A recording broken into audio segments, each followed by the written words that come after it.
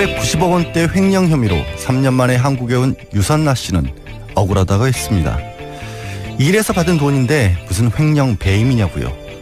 그러고 보니 정유라 씨도 억울하다고 했지요. 아버지가 취미삼아 찍은 사진들을 계열사에 넘겨 60억 원을 받았어도, 대기업으로부터 30억 원짜리 말을 받았어도 그저 주어진 대로 살았을 뿐이라는 겁니다. 우리 사회 진정 억울한 사람들은 누구일까요? 그런 말 한마디 하지 못한 자식, 듣지 못한 부모 아닐까요? 세월호, 구의역, 그리고 또 많은 억울함들 말입니다. 어둠이 걷히기를 바라는 양지 생각이었습니다.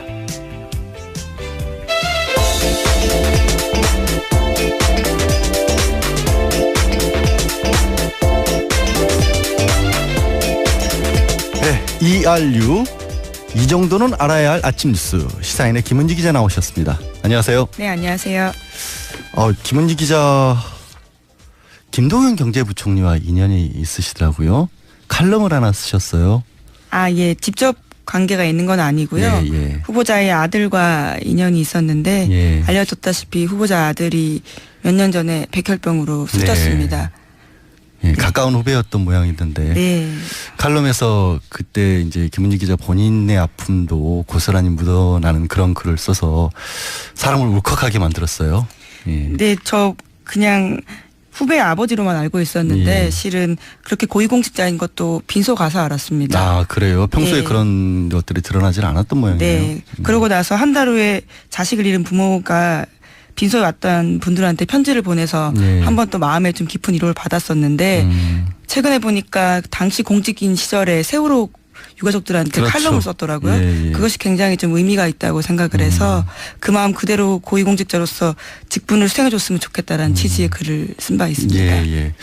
6월 6일자로 나갔었고요. 김동연 후보자가 당시 자신도 아들을 잃은 입장에서 세월호 부모들의 아픔에 공감하면서 그 마음을 그대로 공직에 이어나가겠다고 했고, 김은지 기자가 조금 전에 얘기했던 그 대목을, 그러니까 김동연 후보자가 당시 문상을 와주셨던 분들에게 한 달 정도 지내서 보낸 글이 있는데 인용하셨던 부분을 제가 적어왔어요. 읽어드릴게요. 저희는 늘 이 세상이 아름답다고 생각했습니다. 힘든 일, 어려운 일조차 세상을 아름답게 만드는 요소라고 생각했습니다. 쉽지는 않겠지만 계속 그렇게 생각하도록 노력하려 합니다. 아들을 잃은 아픔을 이렇게 전했던 김동연 후보자, 공직에 임용이 되신다면 그 마음 그대로 계속 우리를 위해 아름답게 애써주시기 바랍니다. 자, 오늘 준비해 오신 뉴스 들어보죠. 첫 번째 소식은 뭐죠? 네, 어제 법무부와 대검찰청 합동감찰반이 사건 연루자들의 징계 수위를 발표했습니다. 예. 이른바 돈봉투 만찬 사건인데요. 이영렬 전 서울중앙지검장과 안태근 전 법무부 검찰국장에 대해서 면직을 청구했습니다. 네네. 법무부가 징계를 확정하면 두 사람은 곧바로 검사직을 박탈당하고 2년간 변호사 개업에 제약을 받습니다. 네. 이게 일단 그 두 사람에 대해서만 감찰 결과 면직을 청구한 거죠. 그러니까 네. 이게 두 번째로 높은 거고, 일단 이제 공직에서 물러나고 다만 공무원 연금은 이상이 없는 거죠. 그리고 2년 동안 변호사 일을 못 하는 거고 2년 후에 이제 할 수 있는 거고. 근데 뭐 법률 위반이나 이런 것 부분 또 나온 게 있나요? 네, 이영렬 전 지검장 같은 경우에는 김영란법, 그러니까 부정청탁금지법 위반했다라고 판단하고 대검찰청에 수사 의뢰했습니다. 예. 상급 기관인 법무부 검찰국 검사들한테 현금 100만 원이 든 봉투를 건네고 1인당 10만 원 가량의 식사를 제공했기 때문이라고 밝혔습니다. 그러니까 이제 총액이 이영렬 전 지검장이 검찰국장 법무부 소속에게 이 상급자인데도 줬기 때문에 그게 100만 원이고 밥값이 9만 5천 원이어서 109만 5천 원으로 김영란법에 저촉된다라는 판단을 한 건데, 일단은 지금 청구인 거고 이제 법무부에서 공식적으로 징계위원회를 열어서 어떤 결정이 내려질 때는 그때 더 기다려봐야 되는 상황인 건데, 그런데 실제로 수사를 의뢰한 거는 그러면 이영렬 전 지검장 한 사람뿐이잖아요. 네, 그 자리에 여러 사람이 있었는데요. 딱 한 사람만 수사 의뢰했습니다. 게다가 특수활동비 관련해서도요. 대통령이 특수활동비 문제 있지 않냐면서 관련된 내용들 좀 조사해달라고 요청한 바가 있는데 이에 대해서도 어제 발표가 따로 없었습니다. 그럼 뭐 안 했다는 거예요? 어떻다는 거예요? 네, 대통령 주문 사항을 이행하지 않은 건데요. 이에 대해서 합동감찰반 쪽은 시간이 부족해서 조사 결과 내지 못했다라면서 합동 TF 만들어서 조사 이어가겠다라고 하는 겁니다. 지금 김영란법이 적용이 되는 게 이영렬 전 지검장 한 사람만 됐는데 지금 안태근 검찰국장도 같이 주고받았잖아요. 근데 그게 왜 그렇냐면 이게 김영란법 자체가 상급 기관이 하급 기관에게 주는 것은 저촉이 안 되고, 왜냐하면 상급 기관이니까 뭐 이렇게 청탁 같은 걸 받을 가능성이 없다라고 보는 거고, 그런데 하급 기관이 이 상급 기관에게 주는 것은 뭐 잘 보여서 어떻게 이익이라도 얻을 수 있기 때문에 이것만 지금 처벌을 한단 말이에요. 그래서 지금 하급 기관이라고 본 서울중앙지검장만 처벌을 한 건데, 문제는 이게 모순된 게 뭐냐면 아시겠지만 그날은 선배랍시고, 그렇죠. 사실상 검찰이라고 하는 조직은 당시에 어떤 직위에 있는가가 중요한 게 아니라 선후배 관계가 훨씬 높은 거고, 그리고 실제로도 서울중앙지검장이 현실적으로는 더 높은 기관이잖아요. 예, 훨씬 더 권력이 있는 그러니까 이게 굉장히 기계적으로 법을 적용한 것이 아니냐라는 그런 지적을 받을 수밖에 없는데, 이게 검찰이 자기에 대해서 법을 적용할 때 이렇게 아주 엄정한 작태를 가지고 빠져나가시네요. 예. 자, 대통령이 지시한 특수활동비도 손을 안 댄 검찰, 앞으로 어떻게 할지 보겠습니다. 이 감찰반이 이렇게 조금 다소 약한 감찰을 한 바람에 검찰 개혁에 더 어떻게 보면 속도를 낼 수 있는 계기도 만들어주는 게 아닌가 오히려 싶습니다. 자, 어제 이제 청문회가 계속됐죠. 이제 잠깐 이제 김동연 후보자 얘기도 했지만, 먼저 뭐 강경화 후보자 얘기를 좀 해볼까요? 네, 강경화 외교부 장관 후보자는 지난 2015년 한일 위안부 합의에 대해서 의아한 부분이 많다고 밝혔습니다. 일본의 법적 책임과 배상이 명시되지 않았다라는 점에 대해서 비판한 겁니다. 네, 저도 이제 강경화 후보자의 얘기를 듣다가 처음 안 게 있는데, 지금 가장 문제가 되고 있는 게 이른바 불가역적 최종 합의 라는 그런 문구가 들어가서, 표현이 들어가서, 그러면 요 한일 간에 이런 식으로 외교 관계에서 합의를 했으면 어떻게든 어쨌든 문제가 있더라도 못 바꾸는 게 아니냐라는 생각을 저도 조금 했었는데, 이런 건 원래 군사적인 합의에서나 나오는 거라는 지적을 했더라고요, 강경화 후보자가.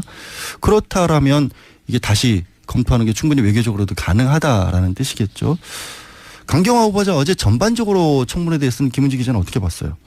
네, 2시간 40분 정도 죄송하다, 사과한다 이런 이야기들을 20번 가까이 했거든요. 그런 취지의 사과 메시지가 나왔기 때문에요. 또 더 이상 어떤 추궁을 하는 게 야당 입장에서 어렵지 않았나라는 느낌을 받았습니다. 그 야당 입장에서는 어렵기도 했고, 뭔가 그동안 언론을 통해서 밝혀졌던 거 말고 새로운 거를 또 들고 나온 건 없더라고요. 이태규 국민의당 외특위 간사 같은 경우에는 굉장히 목소리를 높이긴 했는데 다 나왔던 거잖아요, 그게. 그래서 어제도 강경화 후보자에 대해서도 결정적 한방은 없었던 게 아니냐라는 분석도 조심스럽게 해볼 수가 있는 상황인데, 오늘 과연 어떤 당론들을 채택을 할지 기다려 봐야겠죠. 김동연 후보자에 대해서는 어떤 얘기가 있었나요? 네, 정책 코드 검증이 주로 이루어졌습니다. 문재인 정부의 일자리 정책에 대해서 어떻게 생각하느냐라는 건데요. 지난 정부, 그러니까 이명박 박근혜 정부와 더 결이 맞는 게 아니냐라는 식의 질문들이 많았습니다. 결이 맞느냐라는 질문도 있었고, 어떻게 보면 야권에서도 조금은 우호적으로 김동연 후보자에 대해서는 나왔죠. 아무래도 이제 당시 여권이었던 지금의 현재 자유한국당 쪽과 좀 연결 관계가 있다 보니까, 그래서 그런 부분에 대해서는 김동연 후보자도 속도 조절을 좀 하겠다라는 식의 입장을 밝혔죠. 네, 관료이다 보니까요. 어떤 정권에서도 쓰였고, 이제 거기에서 서로 인연이 있었던 것들이 보입니다. 또 공무원 숫자 늘리는 거, 이런 것도 지금 굉장히 예민한 어떤 사안이기도 한데, 이 부분에 대해서도 무조건 이제 속도만 내는 게 능사가 아니다라는 식의 그런 어떤 조절하겠다라는 말씀을 해주셨고요. 김희수 헌법재판소장 후보자. 김희수 헌법재판소장 후보자는 오늘도 청문회 이어지죠. 네, 이틀이기 때문에 오늘까지 합니다. 또 김희수 헌재수장 후보자 같은 경우만 또 유일하게 국회에서 인준을 해야 하고, 이낙연 총리와 마찬가지로요. 어제 주로 나온 부분은 아무래도 이력과 본인이 그동안 재판하면서 했던 것들과 관련된 내용이 많이 나왔죠. 네, 미스터 소수 의견이라고 불릴 정도로요. 소수 의견 많이 쓴 바가 있습니다. 그에 대해서 자유한국당 쪽은 더불어민주당 따라해서 낸 결과 아니냐라는 식의 주장을 해서요.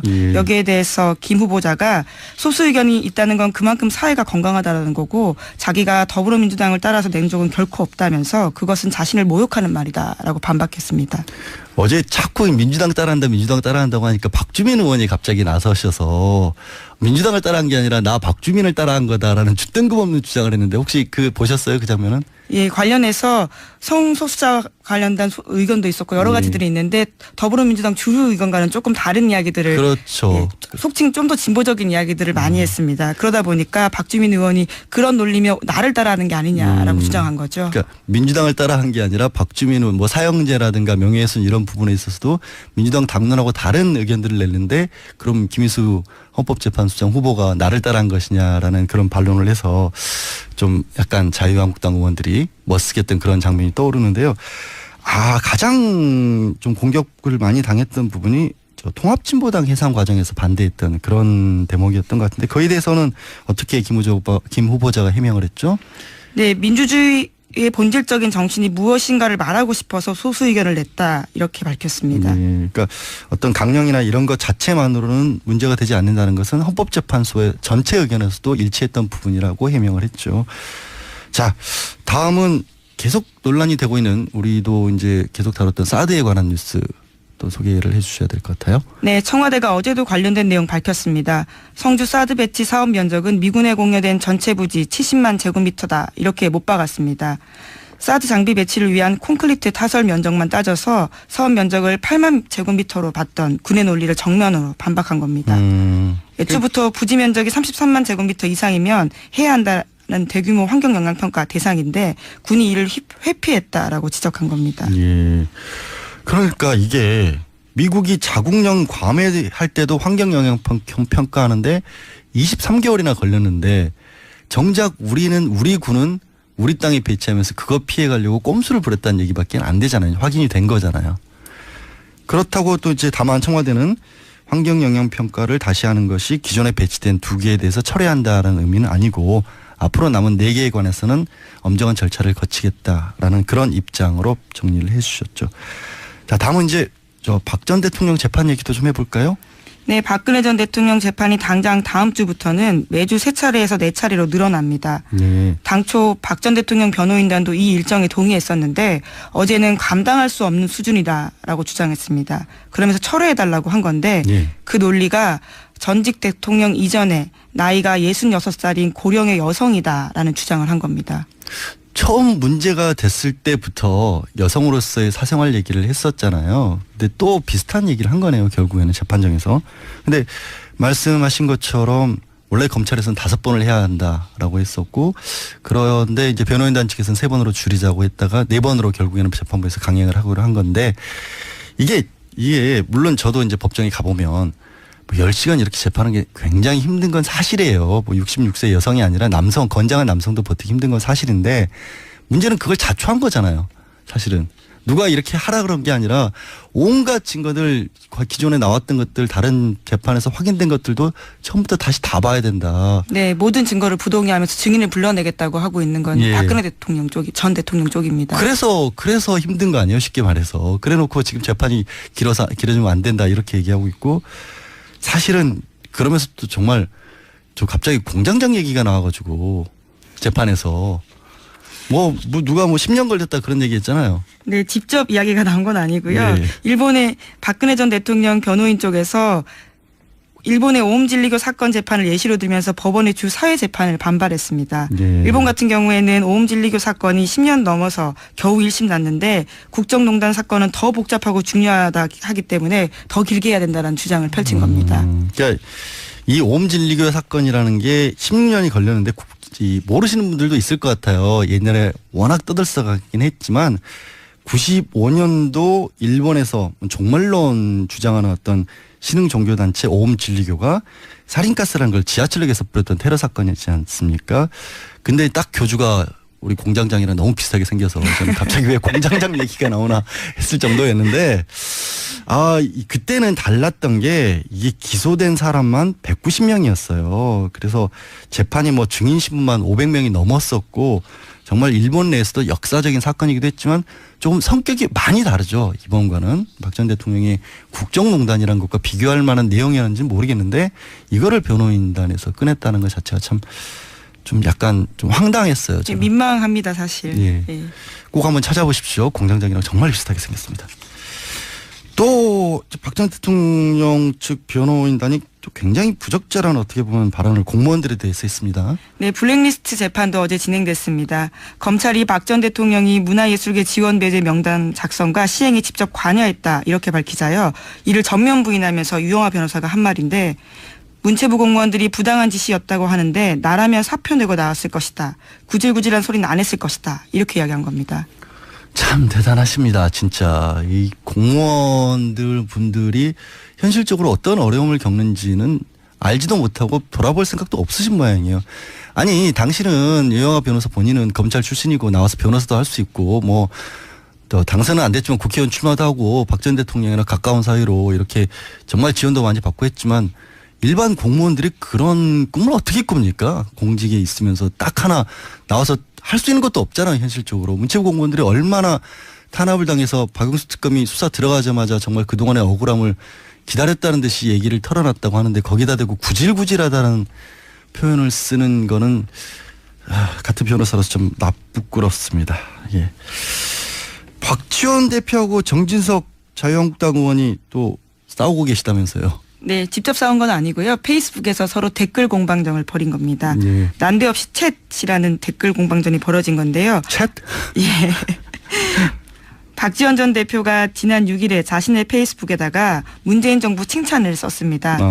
그러면서 김상조, 강경화, 김희수 세 후보자에 대한 청문회도 빨간불이지만 이번에는 국민의당이 협력해서 해야 된다 이렇게 쓰자요. 거기에 댓글로 정진석 의원이 챗 이렇게 한마디 쓴 겁니다. 아 다른 얘기 안 하고 챗이라고 썼어요? 예. 거기에 또 대댓글이 달렸는데 예. 박 전 대표가 정 의원 댓글에다가 다시 웬 챗 이렇게 예. 반박 댓글을 달았지만 더 이상 정 의원의 댓글은 없었습니다.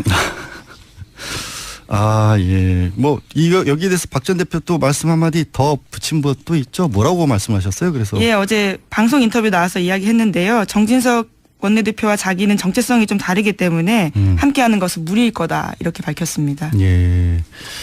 박지원 대표 전 대표 국민의당 당론과 달리 끊임없이 좀 다른 얘기들을 해오고 있어서 과연 오늘도 이제 청문회와 관련돼서 국민의당이 어떤 입장을 취할지 굉장히 궁금한 상황인데 얼마나 영향이 있을지도 한번 관심을 가지고 지켜봐야 될 것 같습니다.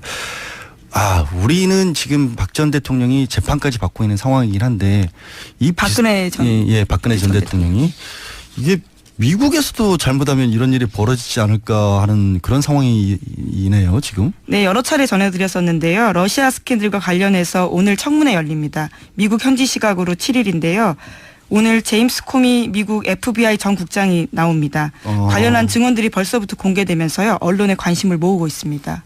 코미 뭐라고 하시고 그제 뭐 트럼프 대통령으로부터 약간 좀 충성을 강요당했다 이런 얘기들을 했었는데 그런 증언들을 할 거라는 거죠, 그러니까. 네, 이미 언론에다가요. 서면 증언이 공개가 됐는데 트럼프 대통령에게 러시아 스캔들 수사 중단 요구 받았다라는 직접 이야기를 한 겁니다. 아, 그래요? 그러면 이제 청문회에서 그 얘기를 직접적으로 증언할 텐데 이렇게 될 경우에는 그 풀린에 대해서 수사를 하지 말라는 것은 사법방해죄, 우리로 치면은 뭐 공무집행 방해 이런 것들이 될 텐데 탄핵의 가능성마저도 정말 조심스럽게 나올 수밖에 없는 상황이 되겠네요.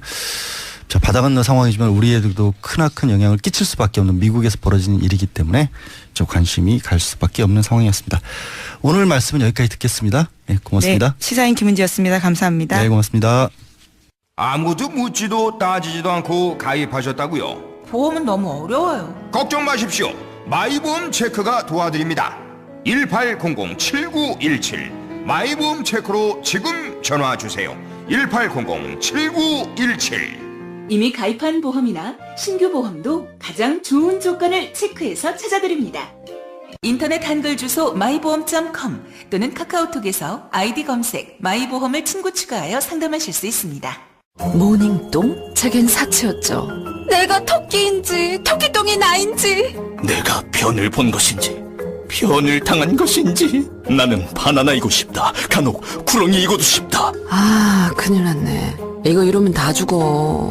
미궁 장사랑 빅똥의 추억 미궁 장사랑이 찾아드립니다. 혈중 콜레스테롤 개선과 배변 활동에 도움을 주는 건강기능식품입니다. 검색창에 미궁 장사랑. 골반 잡자 바로 잡자 바디로직 허리 통증 바로잡자 바디로직.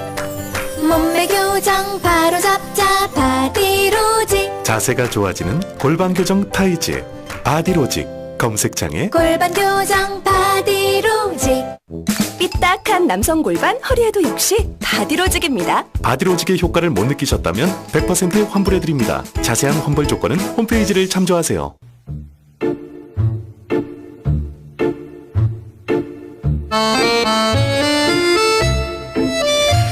따끈한 전국 현안의 속내를 살펴봅니다. 내부자 둘.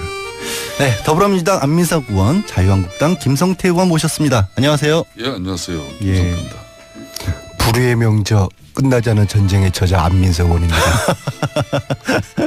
예, 죄송합니다. 소개를 제대로 해드려야 되는데 제가 임시 공장장이. 아니 그 웃음의 의미가 뭐죠? 아니 제가 몰랐다는 의미입니다. 예.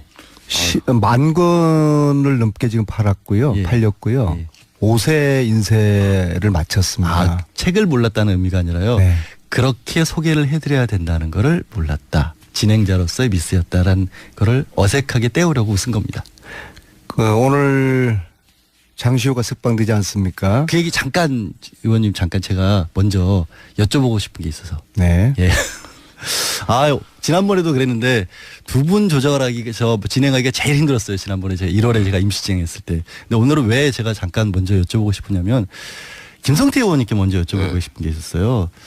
제가 없는 동안 공장장한테 굉장히 고초를 많이 당하셨을 것 같아서 그 말씀을 일단 좀 한풀이 좀 해보셔서. 그렇습니다. 예. 오늘 김어준 공장장 없으니까 제가 조금 살 것 같아요.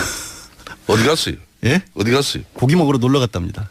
자기 말로는 스위스에 뭐 최순실 돈 찾으러 갔다 그러는데 아무튼 김호준 공장장 없으니까 자세도 김성태 의원님이 굉장히 편한 자세로 좀 아니, 뭐가 제일 힘드셨어요? 아니 뭐 김어준 공장장은 스위스 그 경관도 좋고 하니까 예. 그쪽에서 푹 쉬었다 오시라 그랬어요.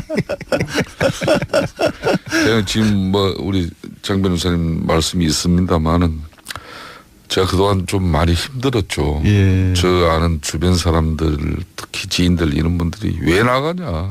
그러니까요. 뉴스 공장에 이용당하고 있는데 왜 나가냐. 주위에서 다 말렸습니다. 근데 왜 그러면 나오고 계세요? 그렇지만 이건 숨어서 될 일은 아니라고 제가 봤습니다. 숨지 않으려고 또 지금까지 계속 우리 안민석 의원과 1년 넘게 나오던 방송을 내가 곤혹스러워지고 내가 어려운 지경이라고 해서 그걸 피한다는 그 자체가 저를 용서하지 못하고 더 비겁하게 저 자신이 비춰질 수 있다. 그럼요. 네. 또 두 분이 그 어쨌든 이번 국정농단을 해결하는데 큰 기여를 하신 건 사실이고. 저 한편으로는 뭐 저 나름대로 그건 제가 방송을 하면서 느낍니다만은 뭐 저의 그 진정성을 조금이라도 좀 알리고 싶었는데 그거는 제가 욕심이라고 생각했어요. 네. 그렇지만 이게 뭐 저는 욕들을 먹어야 되고 뭐 한편으로는 김어준 공장장 안 계시지만은 욕해라. 내가 이거 하루 이틀에 될 일인가 막 이런 생각을 했죠. 아니 김어준 공장장이 없으니까 김성태 의원님이 아주 오늘 편안하면서도 아주 저 말씀이 아주 기고만장해지셨어요. 뭐 다른 저 패널 분들도 나오신 분들 다 그러세요. 다들 편안해. 한 달 정도 스위스에 있다 왔으면 좋겠어요. 아 그럴까요? 제가 한 달 정도만 할까요? 아 그럼 이제 저 안민석 의원님 이제 또 말씀하셨으니까 장시호 씨 새벽에 나왔잖아요. 네. 많은 분들이 오늘 안민석 의원님 만나러 간다니까 장시호 씨 언제 만날 건지 꼭 물어봐 달라고 그러더라고요. 계획 있어요? 제가 어젯밤 집을 못 들어갔어요. 예? 집에를 못 들어가셨어요? 그 장시호 씨 만나러 가셨어요? 아, 늦게 좀 일이 있어가지고 이제 국회 사무실에서 잤는데요. 제 집사람이 하는 이야기, 제 아내가 하는 이야기가 장시호 씨 만나러 석방되는 거 보러 갔냐고. 아니 주던데요. 우리 저 안민석 의원님 저 말씀은 저 사모님께서 충분하게 그 이야기 하고도 남습니다. 아 그래요? 제가 작년에 국정조사 특위 위원장 하면서 사실 가장 인상 깊은 베스트 5 그 그림이라는 게 저는 첫 번째가 안민석 의원과 장시호 의원의 조우입니다. 조우. 그리고 그 짧은 시간에 썸 타는 거 봐요. 그래서 딴 사람은 몰라도 안민석 의원은 이제 장시호 의원 오늘 새벽에 나왔으니까 한 만나봐야 됩니다. 그래서 나는 두부 한 모 들고 이렇게 구치소 앞에 갈 줄 알았는데. 그러게요. 그거 기다리신 분들도 있었어요. 그리고 저분이 다른 거는 몰라도 끝나지 않은 전쟁 영화를 찍잖아요. 예. 다른 뭐 출연자는 뭐 캐스터를 뭐 감독이 어떻게 하든 신경 안 써도 될 건데 장시호 캐스터 의견을 저는 물어야 할 겁니다. 그렇습니다. 지금 안민석 제 역할도 거의 좁혀졌고 한석규로. 한석규. 그다음 최순실 역도 거의 좁혀졌어요. 남이란 시로.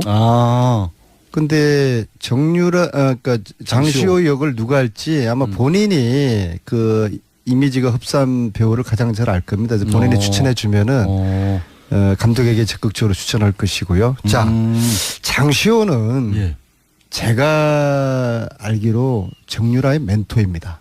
그렇게 정유라가 롤모델로 삼았다고 하죠. 정유라 장시호는 17살 차이거든요. 장시호가 79년생이고 정유라가 96년생이니까는요.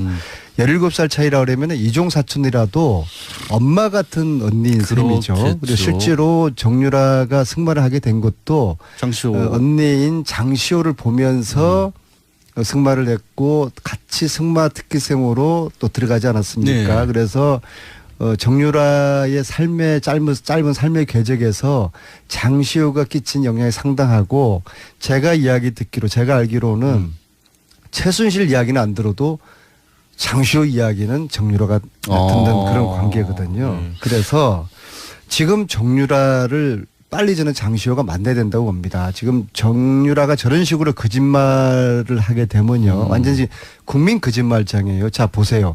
작년에 16년 4월 18일 날 최순실 정유라가 이대를 갑니다. 이대를 가서 교수들을 쭉 만나요.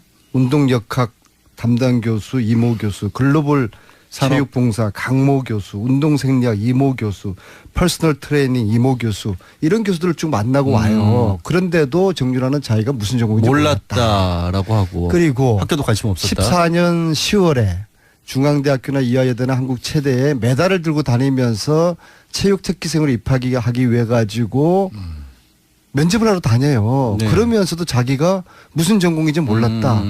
이런 너무나 터무니없고 새빨간 거짓말로 하고 이후에도 아마 거짓말을 하기로 작정한 것 같아요. 그거는 공항에 나올 때부터 다 몰랐다고 하는 걸 보면. 근데 그래서 장시호가 정유라를 빨리 만나서 너 이런 식으로 거짓말하면 안 된다. 근데 장시호 씨를 정유라가 만날까요? 지금 어쨌든 장시호 씨는 철천지 원수가 돼 있잖아요. 사실은 최순실 정유라 관계하고 장시호 정유라 관계하고 또 틀려요. 달라요? 그게? 엄마 같은 사촌 언니라고 그런 관계로 저는 보고 있거든요. 근데 그러니까 진짜 엄마가 어쨌든 진짜 엄마 가짜 엄마 이야기하시면 이 아침에 좀 그러니까 청취자들 이상하게 생각하잖아요. 저 이참에 좀 한 말씀 드리겠습니다. 우리 안민석 의원 계시니까 정유라 씨의 진짜 엄마 가짜 엄마 이야기를 지금 유튜브고 보면 그거는 많이 보셨죠?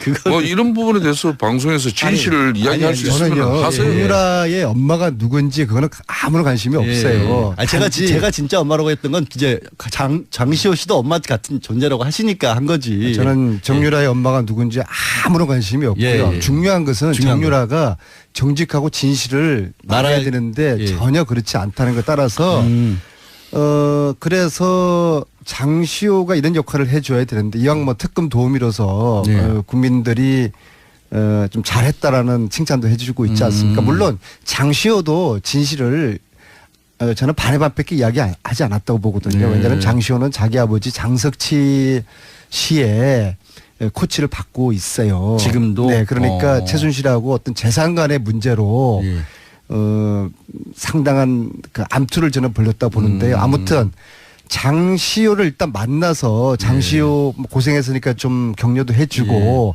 이 국정농단 진실을 밝히는 장시호 역할을 기대를 하면서 이런 설득을 해야 되는데 저 혼자 만나면 또 오해를 받잖아요. 그래서 청문위원장이었던 김성태 의원님하고 저하고 장시호하고 3명이서 같이 만나면은 별다른 의심도 안 받고 사모님도 의심 안 하실 테고 모양새도 좋을 것 같아요. 제 아내도 의심하지 않고. 우리 안민석 의원께서는 꼭 꼭 이런 때는 나를 끌고 들어가고. 제가 김성태 의원님 말고 누가 있겠습니까? 내가 힘들고 어려울 때는 그냥 인정사정 없이 공장장하고 나를 갖다가 그냥 그 생매장 시키는 뭐 또 중심에 서고. 제가 그랬어요? 그런데도 뭐 안민석 의원의 그러니까 일치세 때 이야기를 하지 마시고 이제 해방이 됐으니까 안민석 의원이 장시호를 오늘 공개적으로 두 분이 만나시는 면담을 오늘 안민석 의원이 최순실 뭐 부정재산 축적 특별법 오늘 이따 토론회도 있지 않습니까? 제가 거기도 뭐 또 참여하지 않습니까? 예, 말씀 잘하셨습니다. 네, 그래서 저는 정유라는 최순실 사태에 어찌 보면 시발점이 됐던 2대 학사 비리의 당사자입니다. 네, 모든 특혜를 다 받은 사람이니까. 그 시작을 저분이 했어요. 뭐 사실상 안민석 의원이고 바로 이 방송에서 장시호 또 동계 스포츠 문제를 제기하고 난 뒤에 바로 장시호가 3일 만에 구속됩니다. 그렇기 때문에 지금 이 사안의 중요성에 대해서 안민석 의원이 장시호 씨를 만나는 건 지금 현재 아직까지 풀어지지 않는 의혹에 대해서 더 진실을 밝히기 위한 그런 노력으로 100% 인정되어지면 제가 만나겠습니다. 그러세요? 네, 같이 만나겠습니다. 혹시라도 또 이 안민석 의원과는 제가 보는 시각은 약간 애정의 관계도 보여요. 애정입니다. 정. 애증이 아니라 애정이에요. 그러니까요. 어쨌든 그러면 그래서라도 같이 만나셔야죠. 그런 것도 좀 감시를 하긴 해야 돼요. 그래서 감시자 역할로라도 국민들은 어떻게 보시면 모르겠지만은 제가 볼 때는 장시호는 아직까지도 진실을 말을 한 내용이 상당히 있는데 이런 오해를 풀기 위해서라도 김성태 의원님과 저를 만나서 이런저런 이야기를 나누고 장시호의 역할에 대해서도 저희들이 좀 이야기를 할 테니까는요. 그런데 이제 저희들을 만약에 장시호 씨가 안 만나고 저희들을 피하면은 본인의 입지가 또 상당히 좁아지고 국민들에게 실망을 주는 거죠. 그래서 김성태, 안민석, 장시호 이 세 사람이 만나는 좋습니다. 그런 일을 추진하도록 하겠습니다. 그러니까 지금 만나실 필요성이 또 있어 보이는 게 김성태 의원님께서도 그거 했잖아요. 정유라 씨 불구속된 거 이거 굉장히 어떻게 좀 매듭을 지을 수 있을 만한 거였는데 그게 안 됐단 말이에요. 그걸 해결하는 차원에서도 만나실 필요도 있는 거 아닌가요?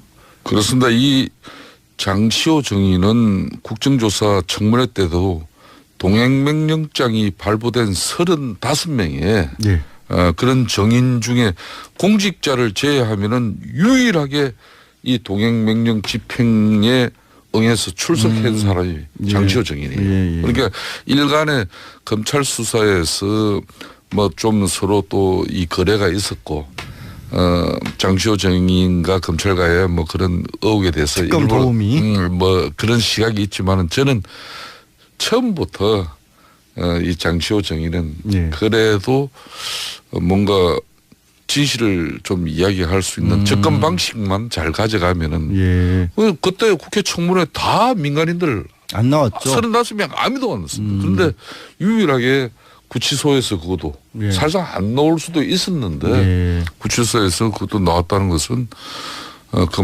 그나마 그래도 이 최순실 국정농단에서 하나의 희망이었죠. 그런 장시호 정인에 대해 가지고 이제 출소를 했으니까 본인이 그런 용기를 가지고 있다면 아직까지 밝혀지지 않고 또 미진한 그런 내용들에 대해서 좀 더 이 검찰 수사 뭐 이런 단계를 벗어나 가지고 국민의 때로는 알 권리나 또 이 최순실 이런 국정농단의 교훈을 위해서라도 장시호 씨가 좀 나와줬으면 좋겠다. 더 이야기를 진실을 밝히는 건 중요하죠.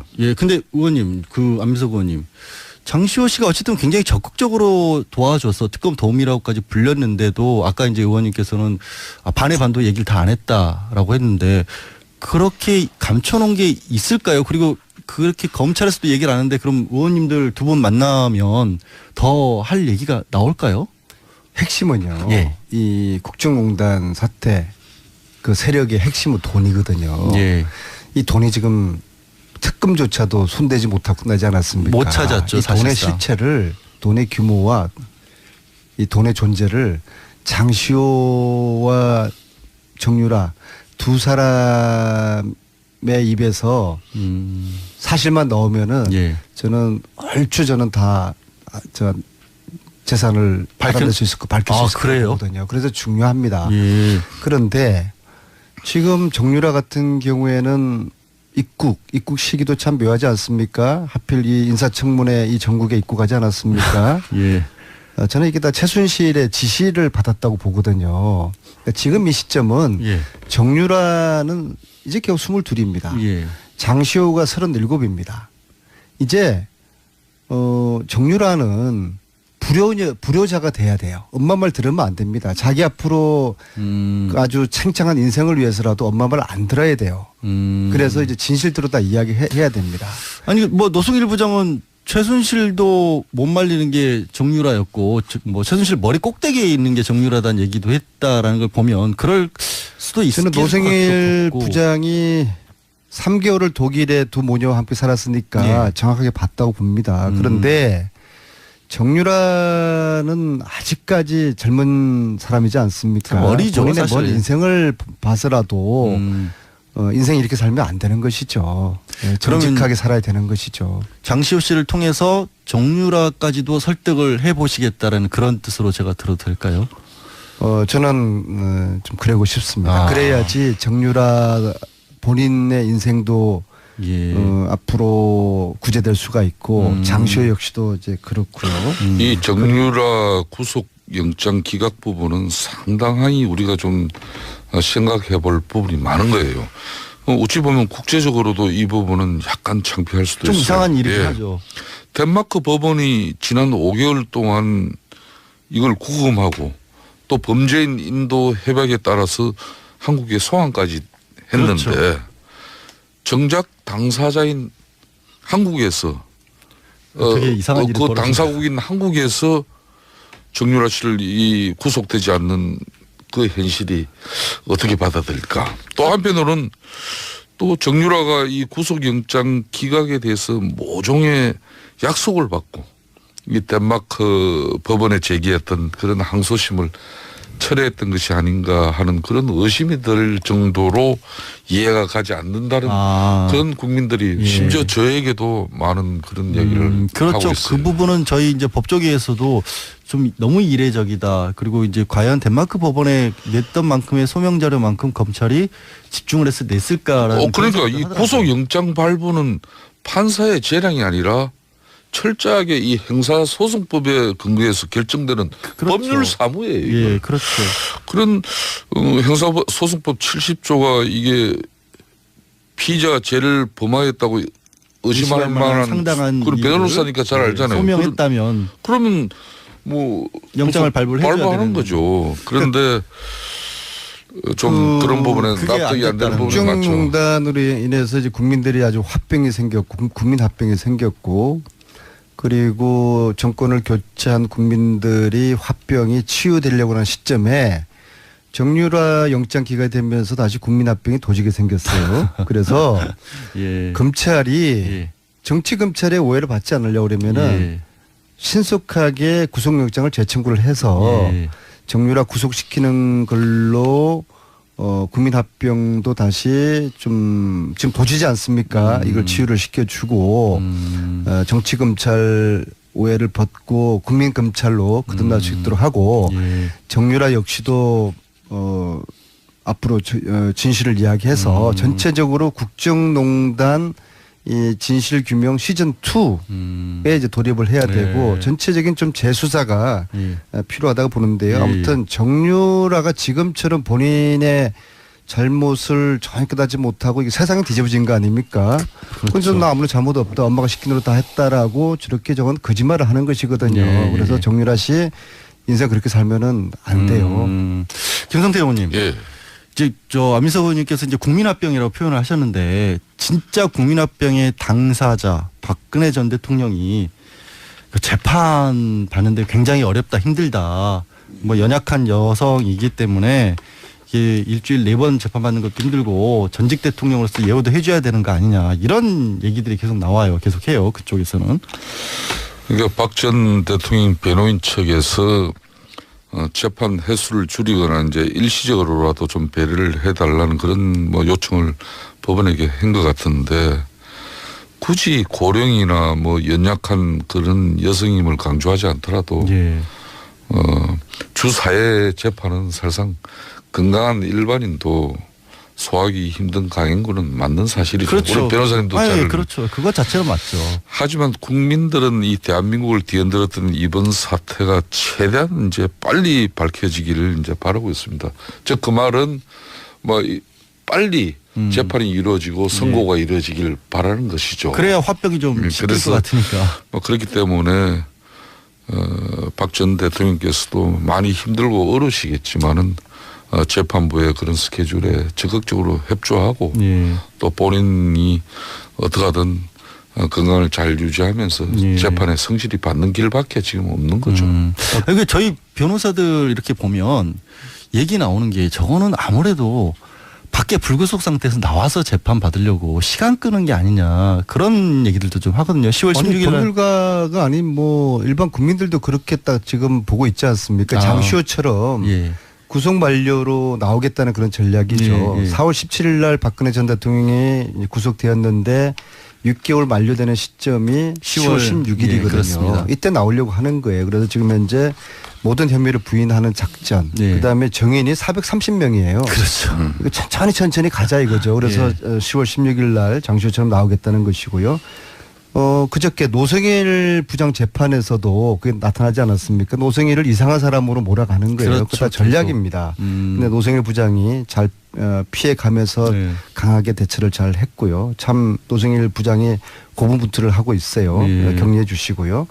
이 재판은 신속하게 진행해야 됩니다. 그래서 1심 선고가 6개월 이내 10월 16일 이내에 나도록 해야 되는 것이고 이거를 해야지 국민들이 사법부에 대한 신뢰를 회복할 수가 있을 것입니다. 근데 그런 얘기들 들으실 때 이제 특히나 오늘 공청회도 가진다면서요. 아까 잠깐 언급하셨는데 토론회. 예. 거기 막상 자유한국당 의원분들은 좀 많이 좀 소극적이라고 들었어요. 우리 안민석 의원께서 이제 최순실 재산 몰수 특별법을 위한 공청회를 지금 준비하고 있죠. 지난 3년 동안 사실상 뭐 저희들 입장이나 또 박근혜 전 대통령 그런 정권 차원에서는 안민석 의원이 대단히 뭐 그 정도 하겠습니다. 그렇지만은 지난 1000일이 넘도록 이 최순실의 국정농단을 끈질기게 추적해서 결국은 뭐 정권이 이렇게 교체되는 뭐 그런 상황까지 만든 당사자가 저 사람이에요.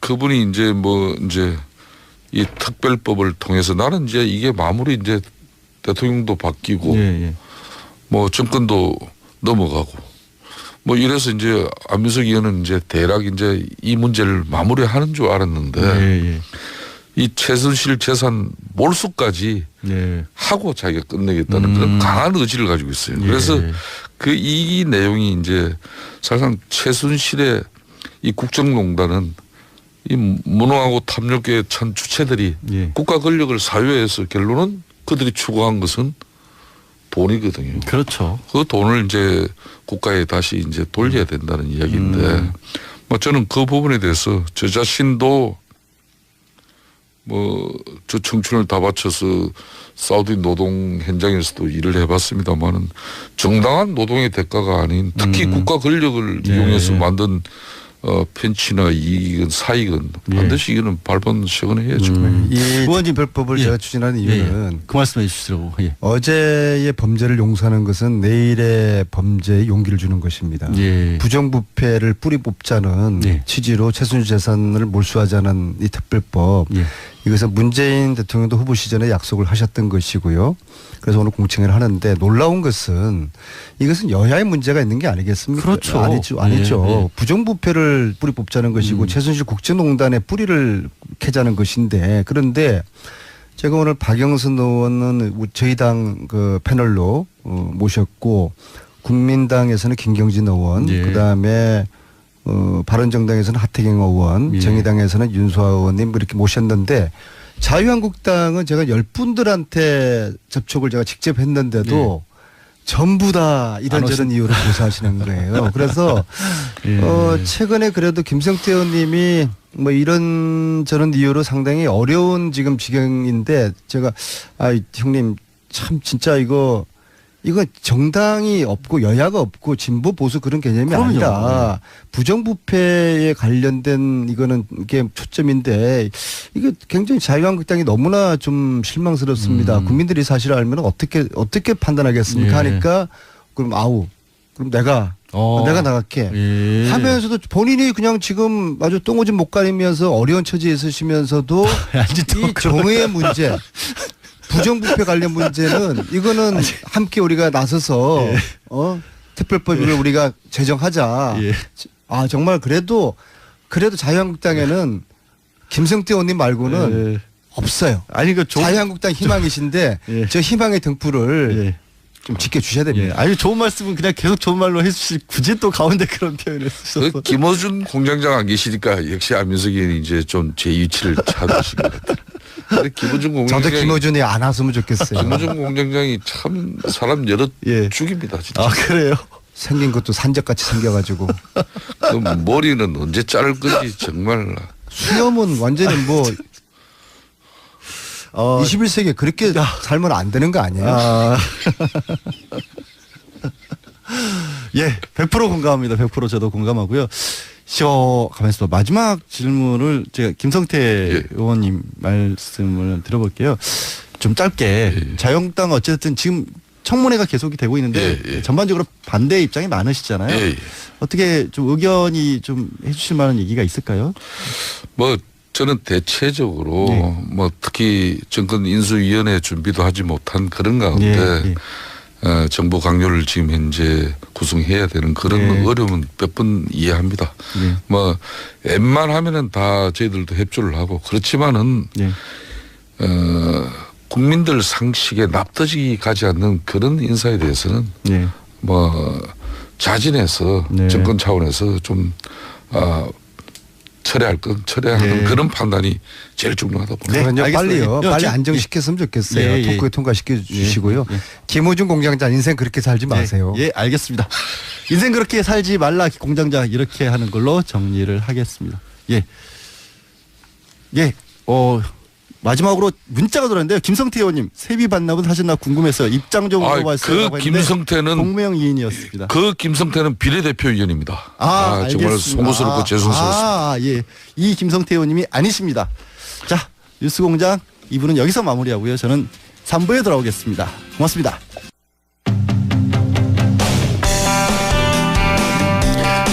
뉴스공장 3부 시작합니다. 방금 뉴스에서도 잠깐 다루긴 했었는데요. 30분 정도 전에 속보로 북한이 원산에서 불상의 발사체를 여러 발 쐈다고 합니다. 아마 지대 함 미사일로 추정된다고 보입니다. 3부 본격적으로 시작합니다. 이른바 슈퍼 수요일로 불렸던 인사청문회. 여러분은 어떻게 보셨습니까? 여당은 결정적인 한방은 없었다라고 긍정적인 평가를 내놓고 있고 야당 특히 캐스팅 보트를 쥐었다고 볼 수 있는 국민의당의 선택이 주목될 수밖에 없는데요. 국민의당 박주선 비상대책위원장 연결해서 각 후보자들에 대한 평가와 최근 정치 현안에 대한 입장 들어보도록 하겠습니다. 위원장님 나와 계세요? 네, 안녕하십니까. 네, 안녕하십니까. 네. 오늘 먼저 이제 정부에 관한 얘기 좀 여쭤보겠습니다. 문재인 정부가 출발한 지 꼭 30일. 새 정부 지난 한 달에 대한 평가를 좀 들어보고 싶은데요. 잘하고 있는 점부터 일단 좀 말씀해 주시죠. 일단 권력을 행사하는 대통령이 좀 국민에게 군림하지 않고 타격을 하면서 소통하려고 하는 모습, 좀 겸손한 권력 운영이다 하는 점에서는 좀 높게 평가를 합니다. 그렇지만 우선 인사청문과 관련해서라도 인사 배제 5대 원칙을 대통령 스스로가 제안을 하고 선거 공약을 했고 이건 반드시 지키겠다고 약속을 했고 또 취임사에서 만일에 잘못 있으면 잘못했다고 국민께 사과하겠다고 약속을 했는데 우선 인사 검증을 검증 기간이 짧아서 이런 문제가 생겼다고는 할 수는 있습니다만 그러나 이런 인사 5대 배제 원칙 스스로 제안한 그 기준에 어긋난 인사를 국회에 청문 요청을 한다는 것은 스스로 약속을 뒤엎는 것이고 인사는 만사라고 하는 국민이 정말로 공정하고 투명하고 규감이 되는 그런 공직 후보자를 내세워줄 줄 알았더니 그걸 좀 빗나가기 너무 좀 실망이 크다. 그리고 또 이런 문제가 있는 인사에 대해서는 대통령께서 선 조치를 하고 국민에게 사과하면서 양해를 구해야 되는데 전혀 문제가 없다. 그리고 국회에서 청문을 해가지고 의혹이 제기되고 그것을 규명해서 문제를 삼겠다 하면 그건 국정 발목을 잡는 거고 인사를 정치화시킨다 하고 모든 비난을 국회에다가 전환을 시키고 있어가지고 국민들이 아마 이해하시기가 어려우리라, 동의하시기가 어려우리라 저는 그렇게 생각합니다. 일단 비대위원장님께서는 이제 전반적인 총론을 그렇게 보셨고 문재인 대통령이 국회로 공을 넘기는 게 아니냐라는 그런 지적을 해주신 걸로 제가 이해를 하고요. 그럼 좀 하나씩 구체적으로 좀 들어가 보겠습니다. 지금 국회에서는 외교통일위원회 소속이시라서 강경화 외교부 장관 후보자에 대해서 거의 어제 14시간 정도 됐는데 그 자리에 계셨잖아요. 전반적인 어떤 총평부터 먼저 좀 한마디 해주실까요? 우선 비고시 출신 여성이라는 측면에서 신선감이 있고 유엔의 국제 무대에서 다자 외교에 상당히 경륜을 가지고 있는 분이라고 그래서 굉장히 기대를 했습니다만 저희 우리나라를 둘러싸고 있는 북한 핵 문제, 그다음에 미국과 중국의 견제와 서로 갈등 관계에 있는 이 틈바구니 속에서의 한국 외교 방향, 그리고 사드를 둘러싼 한미 동맹의 손상 우려, 또 중국의 사드와 관련된 경제 보복 이런 것 등에 대해서는 전혀 해법을 제시하지를 못했다고 저는 그렇게 평가를 합니다. 그런 점에서 국제 기구에서 역할은 어느 정도 평가를 받는다 할지 몰라도 대한민국의 현실 외교 상황에서 특출한 능력을 가졌다고 평가하기는 아직 이르다. 저는 그렇게 봅니다. 지금 외교부 장관으로서의 능력과 자질에 대해서 먼저 얘기를 해주셨는데 혹시요 그러면 지금 윤병세 장관이랑 비교를 하면 어떻게 보세요? 어느 정도가 어느 분이 낫다 내지는 어떤 분이 장단점이 있다? 아직 이제 청문 과정에 있는데 제가 어떻게 외교장관으로 실제 취임을 해가지고 역할을 할 것을 미리 평가를 하면서 비교를 한다는 것은 조금 적절치 않을 것 같습니다. 윤병세 장관도 잘한 부분도 있지만 기대에 어긋난 부분도 있고 또 외교장관 독자적으로 하는 것이 아니고 대통령의 지침을 받아서 대통령의 철학을 수행하는 그런 면이 없지 않기 때문에 대통령 국정 철학에 따라서 영향을 많이 받는다고 봐서 그것이 우리 국가 이익에 얼마나 부합되는 결과를 만들어냈느냐 하는 걸 보고 비교를 해야 할 텐데 아직 강경화 후보께서는 그럴 만한 역할을 할 수 있는 기회가 없어서 양쪽을 비교하기는 좀 너무 이르다 이렇게 생각합니다. 어떤 면에서는 대통령의 철학을 받들 수 있는 부분도 있다, 여지는 있다 이렇게 또 생각할 수도 있을 것 같은데 이제 강경화 후보자에 대해서 다른 어떤 인사청문 후보들보다도 굉장히 많은 어떤 문제 제기를 좀 했지 않습니까? 그런 여러 가지 가운데서 위장전입 세금 체납은 본인이 인정하고 여러 번 사과를 했고 반면에 이제 노문 표절이나 부동산 투기 이런 것에 대해서는 사실이 아니다라고 명확하게 선을 그었는데 해명 과정은 어떻게 적절하셨다고 보세요? 그래서 이제 본인의 해명은 납득이 되는 부분도 있습니다. 외국에 있으면서 국내에 계신 남편이 사실관계를 잘 모르고 해명이 좀 뒤틀리게 됐다든지 또 오래전 일이라서 기억이 좀 제대로는 안 난다 하는 취지로 이야기를 하고 하는 건데 뭐 사람이기 때문에 뭐 그럴 수도 있겠다 하는 점은 있어요. 그러나 뭐 위장 전입 문제라든지 세금 탈루 문제 이런 것은 본인이 스스로 시인하고 지금 용서를 구하고 있는 상황입니다. 그런데 이제 우리 국민들이 상당히 좀 관대하다고 그럴까요? 과거에 대해서는 상당히 관대하다고 이렇게 말씀드릴 수가 있겠는데 또 은사청문 제도가 도입된 취지는 이런 공직자의 도덕성을 검증을 해가지고 흠결이 있다면 그 흠결이 국민을 위해서 봉사할 수 있는 공복으로서의 신뢰를 받기 어렵다면 또 그리고 또 모범된 생활을 해와야만이 앞으로 자라나는 우리 후세대에 대해서도 불법 정신을 함양할 수 있는 계기도 되고 할 텐데 어떤 위법과 비리를 저지르고도 고위공직에 아무런 제한 없이 취임한다 한다면 그 나라에 자라는 청소년 또는 일반 국민에게 어떤 영향을 미치겠느냐 생각해보면 상당히 이게 좀 중차대한 문제라고 저는 그렇게 보고 있습니다. 지금 그러니까 국민은 관대하더라도 그래 국민 눈높이에서 봤었을 때는 어느 정도 납득이 간다고 할지라도 이제 비대위원장님이 보시기에는 좀 그렇지 못했다라는 걸로 들리거든요. 말씀하신 게. 그러면 물론 이제 국민들께서도 저하고 생각을 같이 하신 분도 계실 거고 또 뭐 관대하게 뭐 일하는 게 더 중요하지 않느냐, 일할 수 있는 기회를 구해해라 하는 말씀도 계실 건데 아무튼 오늘 저희 의총이 9시부터 있기 때문에 그러니까요. 여러분들의 의견을 한번 듣고 저희 당의 기준을 한번 제시해 보도록 하겠습니다. 아직 뭐 이렇게 입장 정리가 어느 정도 내부적으로는 됐다 이런 것도 안 나온 상태인가요? 그러면? 지금 어제 이제 청문회가 장관 후보에 대해서는 끝났고 현재 소장에 대해서는 오늘도 진행이 되는데 사실 청문이라는 것이 재판과 비슷해서 청문위원들이 재판관 역할을 했기 때문에 그분들이 의혹을 제기한 부분에 대해서 심의를 했고 당사자 또 변명도 들었고 그렇기 때문에 종합해서 보고를 받고 그 저희 의견을 나누도록 그렇게 해서 방침을 정하도록 하겠습니다. 알겠습니다. 반면에 김동연 경제부총리 겸 기획재정부 장관 후보자에 대해서는 뭐 자유한국당도 그랬고 국민의당에서도 그렇고 전반적으로 평가가 좀 긍정적으로 보이는데 어떠세요?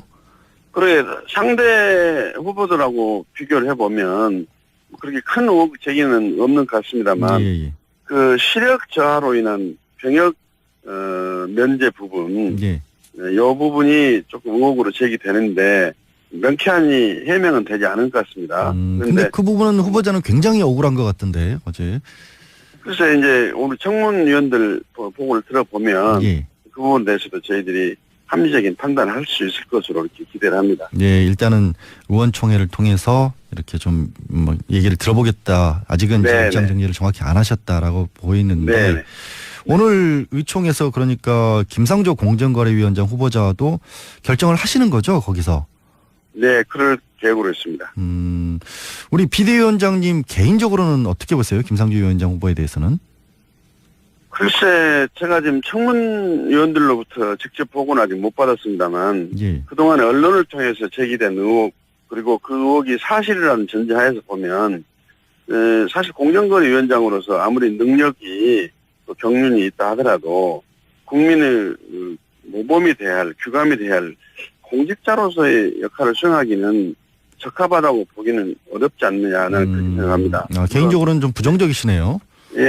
그러나 이제 청문위원들하고 직접 의혹이 어느 정도 해소가 되고 해명이 됐는지를 듣고서 저희 생각도 정리를 하고 당의 방침을 정하도록 하겠습니다. 어쨌든 현장에 계셨던 건 아니니까 언론으로 들었으니까.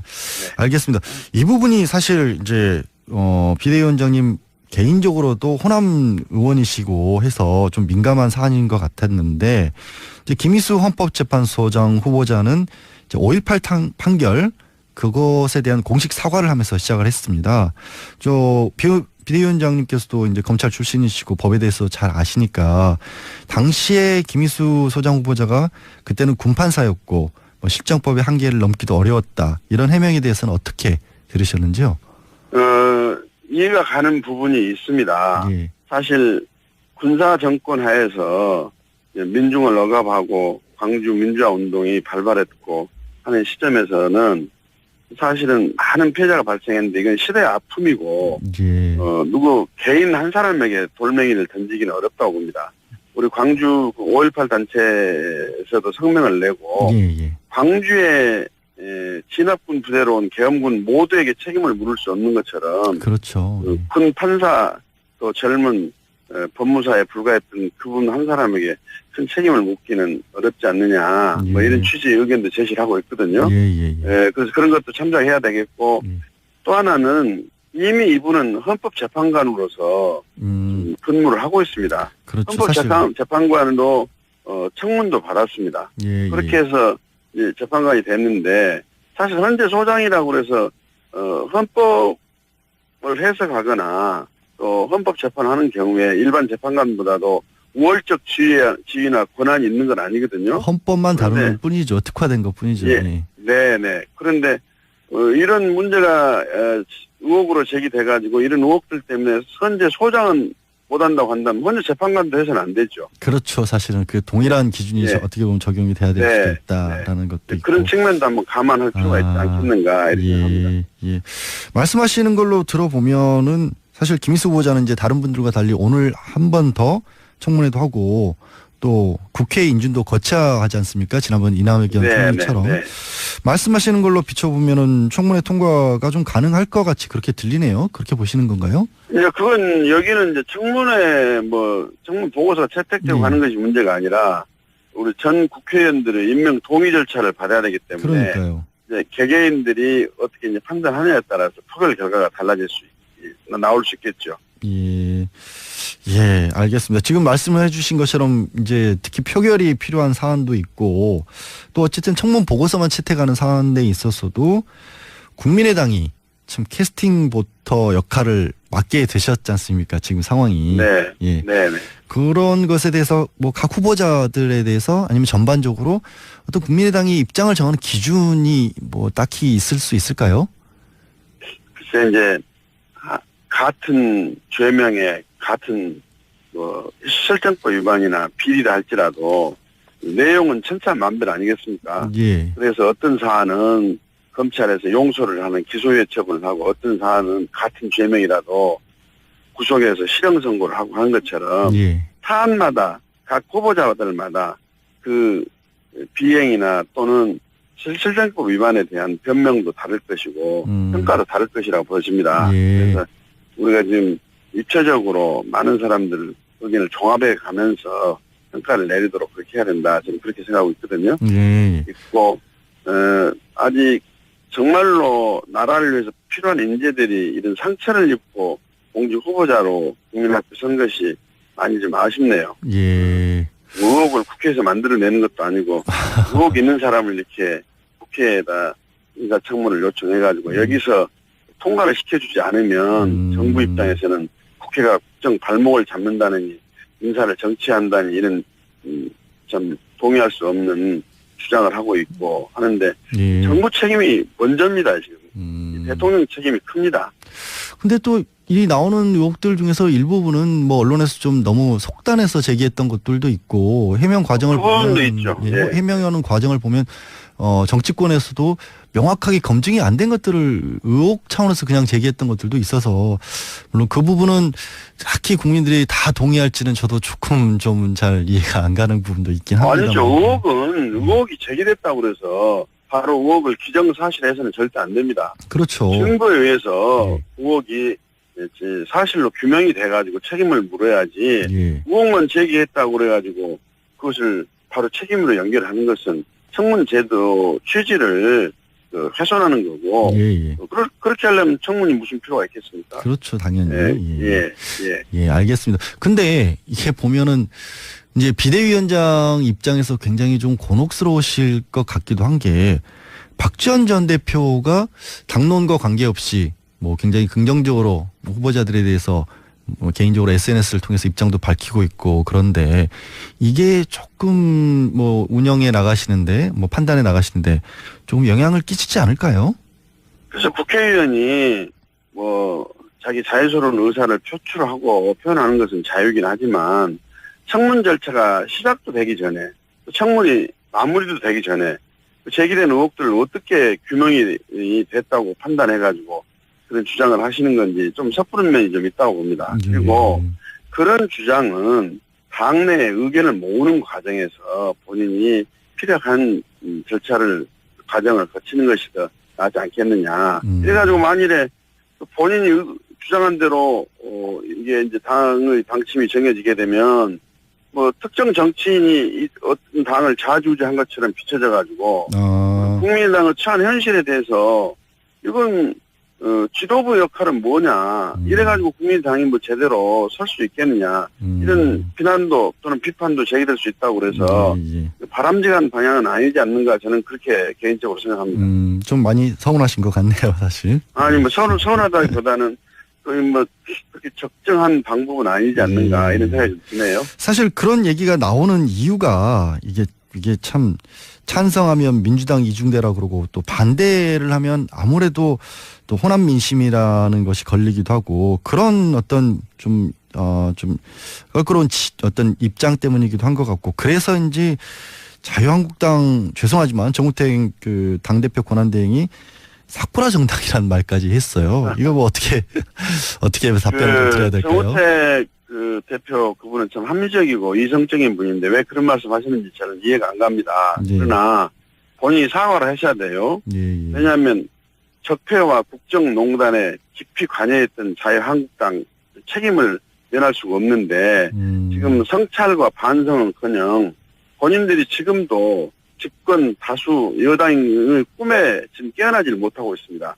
본인들이 주장하고 본인들이 제시하는 잣대는 항상 옳고 여기에 동의하거나 함께 해주지 않으면은 삭불하고 오락가락 정당이고 갈팡질팡한 정당이고 여당의 이중되고 이런 비판이 과연 국민이 동의를 하겠습니까? 이건 정치 도리와 예의에도 안 맞을 뿐만 아니라 협치의 근간을 무너뜨리는 발상이기 때문에 저로서는 도저히 이해할 수가 없고 강력한 사과를 요구하지 않을 수가 없습니다. 또 그리고 지금 잘 아시다시피 현재 국회 구도가 여당은 아무런 역할을 할 수가 없습니다. 다시 말하면 여소야대 가지고는 국회 운영을 할 수가 없어요. 그러면 야당이 여당을 무조건 여당이 주장하는 것을 반대만 하고 정부 정책에 대해서는 동의를 해주지 않는다면은 국회 무용론 아닙니까? 국회가 무슨 필요가 있습니까? 또 식물국회 되는 거죠.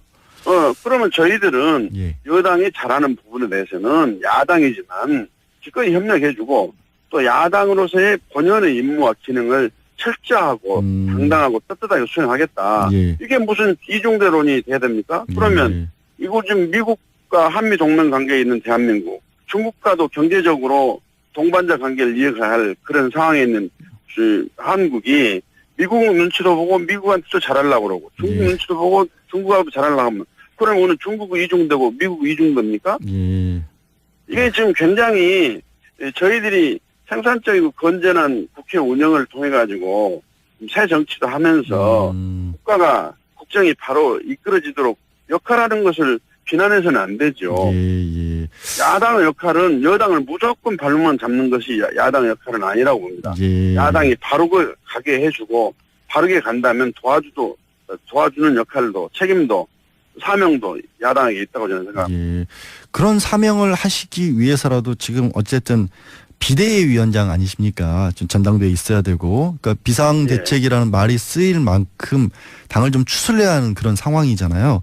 그 위원장으로서 어떤 부분에 좀 중점을 둔다라고 하실 만한 게 있을까요? 우선 저희들은 대선 패배 이후에 당이 여러 가지로 사기도 떨어져 있고 자신감도 많이 저하가 돼 있고 그래서 무엇보다도 당의 결속과 단합이 중요하고 그다음에 대선 평가를 아주 엄정히 성역 없이 신랄하게 해가지고 그 결과를 혁신으로 연결시켜서 당을 바로 고쳐 세워야 된다.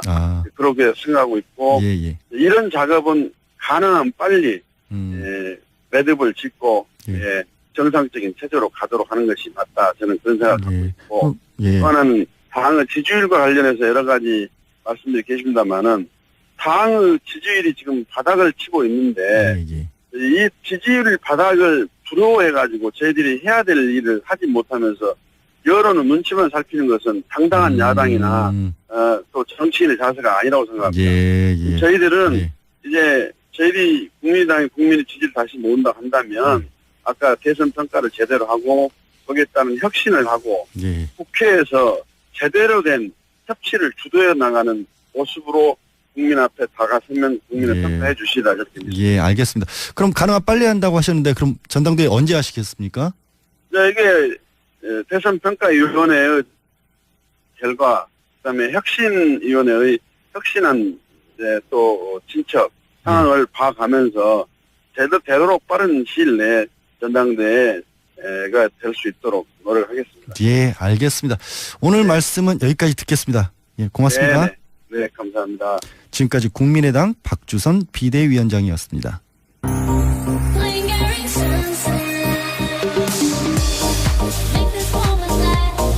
바가지 바이펙스 사틴의 신곡 링거링 선셋. DJ Korea Records. 안녕하세요. 윤상입니다. 제가 사랑하는 피아니스트 김광민 씨가 6월 24일, 25일 LG 아트센터에서 단독 공연을 엽니다. 따뜻한 체온을 담아 선사하는 특별한 무대에 여러분들을 초대합니다. 또 떨어졌어. 너 또 입사 시험 봤어? 아니, 차량용 핸드폰 거치대 말이야. 여러 개 사봤는데 실패의 연속이야. 떨어지고 시야 가리고 운전석에서도 멀고 뭐 좋은 거 없을까? 싼 것만 찾으니까 그렇지. 제대로 된 거 하나 사서 편리하게 쓰는 게 더 낫지. 그런 게 있어? 그럼 있지. 1, 2, 3 할 때 2. 힘 세다 할 때 힘. 2 힘. 2 힘? 2배로 힘이 세다는 건가? 네이버 검색창에 2 힘을 검색해보세요. 우리 주변에는 많은 슈퍼맨이 있습니다. 바로 공익 제보자입니다. 하지만 그들에게 세상은 따뜻하지 않았습니다. 조직을 저버린 배신자로 대했죠. 고맙다는 응원 한마디 듣지 못하고 어려움을 감내하고 있는 슈퍼맨들에게 이제 우리가 감사를 전해야 할 때입니다. 시민사회 지지 캠페인 어쩌다 슈퍼맨에 기부해주세요. 아름다운 재단.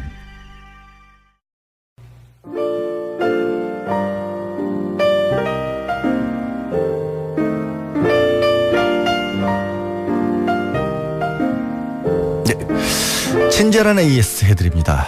어제까지 제가 패널분들에게 김어준 공장장과의 첫 만남에 대해서 질문을 드렸는데요. 청취자분들도 제보를 많이 해주셨습니다. 2906번님, 1999년 좌석버스로 출근하는 공장장을 알아보고 인사드린 최초의 팬입니다. 당시에는 주진우 기자 머리에 곱슬이 추가된 머리 스타일을 하고 있었죠. 하지만 지금이 더 패셔너블해졌습니다. 노회찬 의원님과 같은 의견을 주셨습니다. 5929님, 김어준 씨는 94년과 95년 배낭여행 전문회사에서 단체 배낭여행 인솔자였어요. 굉장히 날씬하고 잘생겼었죠. 이게 출근길 지하철에서 몇 번 인사를 나눴었네요. 예, 배낭여행 인솔자였다는 얘기는 저도 압니다만 날씬하고 잘생겼다는 것은 검증을 해보겠습니다. 모르겠습니다. 이번 양지열 이혼설 3399님, 양지열 잔업반장님 누구나 아플 수 있는 겁니다. 저는 공장장이나 잔업반장님처럼 이혼은 안 해봤지만 충분히 힘드실 것 같습니다. 앞으로 좋은 여자 만나실 거. 저 지금 좋은 여자랑 살고 있습니다. 왜 멀쩡한 사람을 이혼을 시키십니까? 예, 3번 따끔한 지적을 좀 해주셨는데요. 0143님, 초등학생 아이와 함께 듣고 있습니다. 김성태 의원님, 국회의원이 썸을 탄다는 둥 그런 얘기는 삼가주세요. 저도 함께 사과드리겠습니다. 예, 죄송합니다. 5321님이 공장장님 보고 싶습니다 라고 유유 눈물까지 보내주셨는데요. 저 며칠 안 남았습니다. 8039님, 벌써 목요일. 우리 악마 양지열 변호사님 멋지고 아쉽습니다. 예, 고맙습니다. 여러분의 의견 잘 들었습니다.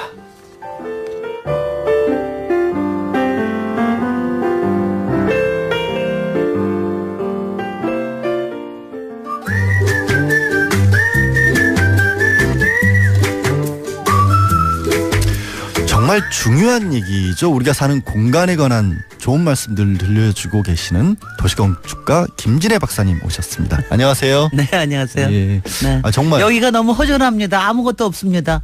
명패도 없고요. 공장장 명패도 없고요. 저기 휘장도 없어지고요. 이렇게 썰렁할 수가 없습니다. 아니 진짜 말씀 이럴 수가 잘해주신 없어, 게 정말. 제가 이거를 뭐 가져갈 것도 아니고 언제 공장장 제가 하겠다고 한 것도 아니고 저 김어준 공장장님의 트라우마가 워낙 심각해서 아니 자기 놀러 가는데 그 자리 일주일 메워주는데 그거 뺏을까봐 명패 치우고 휘장 치우고 가는 사람이 어디 있습니까 세상에. 글쎄 말이죠. 그거 제가 가져가겠습니까? 이렇게 쫀쫀하십니다. 그러니까요. 아유 또 근데 박사님 그걸 또 알아보시고 날카롭게 지적해 주시고 고맙습니다. 제가 사실 제 얘기라서 말 못하고 있었는데. 아 이게 오늘 질문 드릴 게 다른 게 아니고 이상하게 국토교통부 장관이 여성으로 더불어민주당 김현미 의원이 내정이 됐는데 처음이라면서요. 그게 왜 이상하게라고 앞에다가 그거 왜 아니 제가 이상하게라는 거는 아니 그거 왜 기분 나빠지는데 처음부터 아니 제가 이상하게를 붙인 이유는 왜 처음인지를 저는 이해를 못 하겠는 거예요. 왜 처음인지가 이해가 안 된다. 예, 그게 이상한 거예요. 그게 그건 확실히 이상한 겁니다. 그렇죠. 그건 이상한 거예요. 예. 저기 통상적으로 국토부에 대한 인상이 어떠세요, 보통? 건설공사 뭐 이런 건설공사 예, SOC 그러니까 마초스럽고 남자들이 하는 거라 남자들이 주로 한다 노가다스럽고 남자들이 한다 뭐 이런 거 있죠. 그런 이미지 때문에 그다음에 또 뭐가 있으세요? 아니 저는 반대로 생각을 해본 게 말씀드린 것처럼 소개해드린 것처럼 네. 우리가 사는 공간에 대한 어떤 배려 이런 거를 할 때 도시건축 이런 걸 떠올리면 또 여성적인 이미지도 굉장히 있거든요. 그러니까 그거는 지금 굉장히 갖다 붙이시는 것 같고요.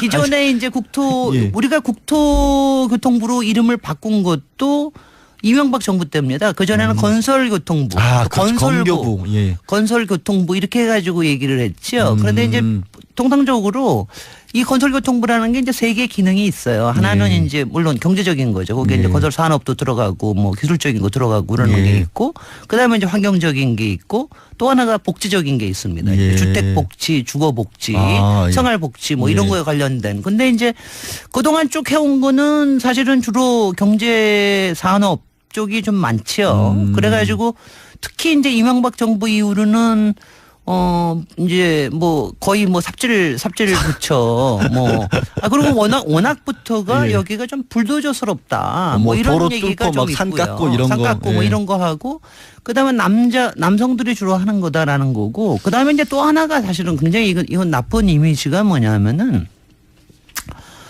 저는 이제 정말 이제 이번에 김현미 여성 장관이 생기시면 이건 정말 바꿔주셨으면 좋겠는데 국토부는 정말로 존경을 요만큼도 받는 부처가 아니에요. 정말. 존경받는 부처가 아니라. 네. 물론 이제 우리가 정부 부처 다 존경하지는 않습니다만은 그래도 어느 점에서는 존경하는 부분이 있거든요. 가령 환경부는 뭐라든가, 여성부, 보건복지부는 뭐라든가, 여성부는 뭐라든가, 통일부는 뭐라든가. 근데 이제 국토교통부는 그게 없어요. 그렇네요. 정말 왜냐하면 제가 이 분야에서 제일 속상한 게 그겁니다. 그러니까 이게 이렇게 중요한 거에도 이렇게 존중을 받지 않은 이건 국토교통부에서 굉장히 이건 신경을 써야 되는 일이에요. 근데 이게 뭐냐면은 왜 존경을 못 받느냐? 왜 그럴까요, 진짜? 왜 존경을 못 받느냐? 맨날 이거 뭐 이런 표현 이거 뭐라 그러니까. 정권 따까리만 해주기 때문에 그렇습니다. 처음은. 왜냐하면 이게요.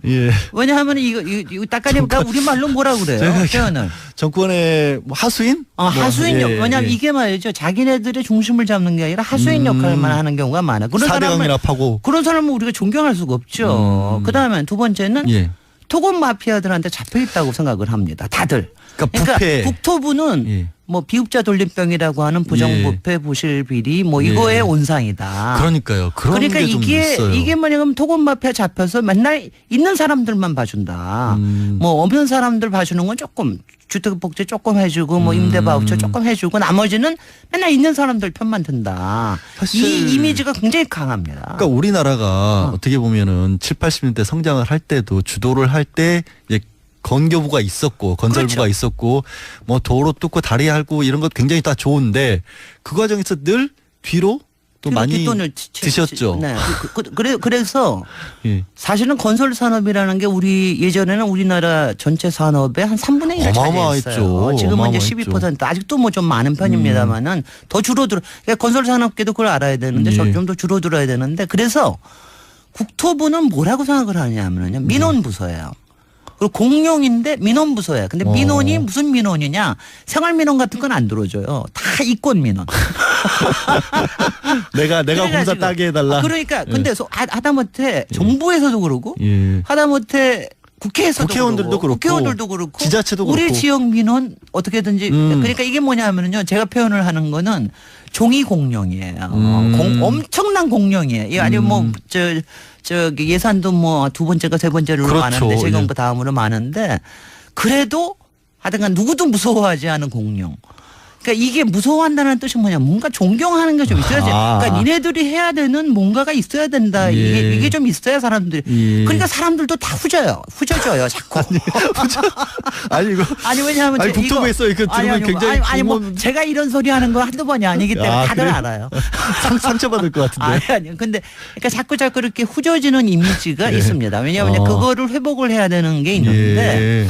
아니 그거를 이제 정말 제대로 해야 됩니다. 그거를 근데 해결하는데 여성 장관이 들어서면 해결이 될까요? 아니 뭐 여성 장관이 들어선다고 해결이 되지는 않지만 여성 장관이 좀 더 의식이 있고 의지가 있고 뭐 이렇겠지요. 근데 이제 특히 여성화가 그러니까 제가 지금 얘기하는 게 여성 아까 얘기하시는 우리 사는 공간으로서 또 우리 삶의 복지를 통하는 이런 것들이 다 여성적인 시각 아니에요. 그러니까 이제 여성 수장이 있으면 아무래도 조금 더 중점이 좀 그쪽으로 가지요. 그래서 저는 이제 확실히 여성적인 관점이 그러니까 섬세하고 치밀하고 그리고 정교하고 하여튼 정말 이게 막 무대뽀로 하지 말고 좀 정교하고 세심하게 그리고 이왕이면 좀 우아하고 아름답게도 들어갔으면 좋겠고요. 그다음에 이제 그런데도 여성화라는 말을 특별히 써야 되는 거는요. 국토부가요. 정말 남성 부서가 이럴 수가 없어요. 정말. 왜냐하면 딴 부처에 비해서 훨씬 작아요. 그러니까 여기가 전체 그 과장 이상급이 226명인데 그중에 과장급 이상 중에 몇 명이나 있을 것 같아요. 여성이요? 여성이. 그래도 한 5, 60명은 봐요. 열 손가락이 안 돼. 에? 과장이 8명이고 과장은 7명이고 국장 하나야. 200명이 넘는데요? 예, 과장급 이상이 그런데. 그러니까 이럴 정도로 끔찍한데요. 아니 저는 사실 50명 말씀드리면서도 아니 물론 저도 뭐 이건 압니다. 이쪽 건설 분야에서 뭐 도시나 토목이나 건축이나 이런 게 다 여성들이 좀 후발주자이기 때문에 아무래도 좀 이제 늦게 진출한 거는 있어요. 그래도 이건 좀 심하다 이거죠. 그리고 우리 그 공무원 중에 여성들이 요새 전체로 따지면 한 거의 50% 가깝거든요. 국토부는 몇 퍼센트일 것 같으세요? 18%밖에 안 돼요. 18%? 밖에 안 돼. 거기다가 공공기관이 또 많아. 이게 교통부가 국토교통부가 공룡인 게 산하기관들이 많아서 이렇게 또 공룡들이 많거든요. 그런데 여기에도 여성들이 16%밖에 안 돼요. 딴 데하고는 비교를 할 수가 없어요. 이것도 행정원들 다 합해서입니다. 그리고 관리자급 그러니까 국장급 이상 본부장급 이상은 1.6%밖에 1.6%요? 그러니까 하여튼간에 니네들 해도 너무했다. 뭐 이런 생각이 굉장히 들고요. 그리고 국토교통부가 이렇게 된 이유는 뭐냐면은 솔직히 전문성을 굉장히 항상 폄하를 좀 합니다. 그리고 항상 재경부 예전에는 기획예산처나 뭐 재정부나 경제기획원의 하수 부처로 생각을 해요. 항상 니네들은 우리 시키는 대로 그냥 해. 돈은 위에서 지고 있고 밑에서 공사만 하고 부동산에 관련된 정책 같은 것도 우리가 하면은 그거대로 따라서 해. 그래서 뭐 이런 것들이 좀 있습니다. 근데 그런 거 따라하는 거 여자들보다 남자들이 더 잘 따라해요. 아니 또 남자들은 그렇게 또 아니 뭐 목줄이 걸려 있으니까 대놓고 그렇게 아니 근데 제가 얘기하는 거는 그동안에 이렇게 그러니까 국토부가 자존감이라는 게 없는 부처가 되어버렸다. 스스로 내부적으로도 좀 그렇겠네요. 그리고 내부적으로 자존감을 내세울 만하게 자기네들이 할 수 있는 게 거기다가 이제 4대강 사업 같은 것도 해놨으니까 걸렸으니까. 더군다나 할 말이 없겠네. 정말 뭐 아무것도 할 말이 없는 거죠. 그러니까 자존감이 굉장히 떨어져 있습니다. 그래서 저는 제가 비판을 하면서도 또 저도 팔이 안으로 굽으니까 좀 자존감 좀 세워다오. 그리고 자존감을 좀 세우는데 이번 문재인 정부 신임 장관이 좀 역할을 해주면 좋겠다 그런 생각을 좀 합니다. 아닌 게 아니라 이해가 되시죠? 예, 약간 상황이 듣고 보니까 좀 되게 좀 황당하긴 하네요. 저는 건축 그러면 건축학개론의 수지만 떠올라서 그거는 건축가의 애인이었지 그 사람이 건축을 하지는 않았어요. 그렇죠. 이럴 때 죄송합니다. 제가 이렇게 또 건축에 무지하다 보니까 그래서 그런지 이제 트위터에 이렇게 남기셨어요. 똑똑똑순이 국토 김현미 장정의 건투를 이렇게 응원을 해주셨는데 김현민 내전자 김현민 똑순이죠. 똑순이 어떻게 평가를? 깡다고 있죠. 아 그래요? 잘 하실 것 같아요? 저는요. 예. 이번에 김현민 의원 내정되고 난 다음에 굉장히 이제 여러 얘기들이 다 있는데 뭐 전문성이 부족하다는 말이 많이 나와요. 전문성은 자기네들이 전문성 없는 사람들 맨날 내려놓고 무슨 이제 와서 전문성 따지고 앉았어 정말. 맨날 전문성 없는 거는요. 맨날 그 경제부처에서 지금 현직 장관도 저기 재정부 재경부 출신이고요. 네. 맨날 그쪽 경제부처에서 자기네들 사람들 저기 뭐 해소하는 거로 썼으니까 그렇지. 여태까지 전문가 출신 하나라도 있는지 나와봐. 맨날 세금 출신, 경제 출신 맨날 그런 사람들만 앉혀놓고 이제 와서 뭘 따지는 거야.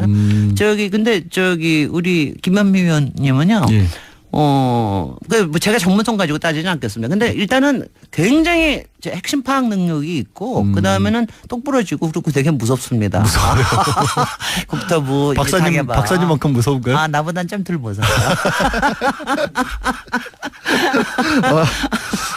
굉장히 똑순이라서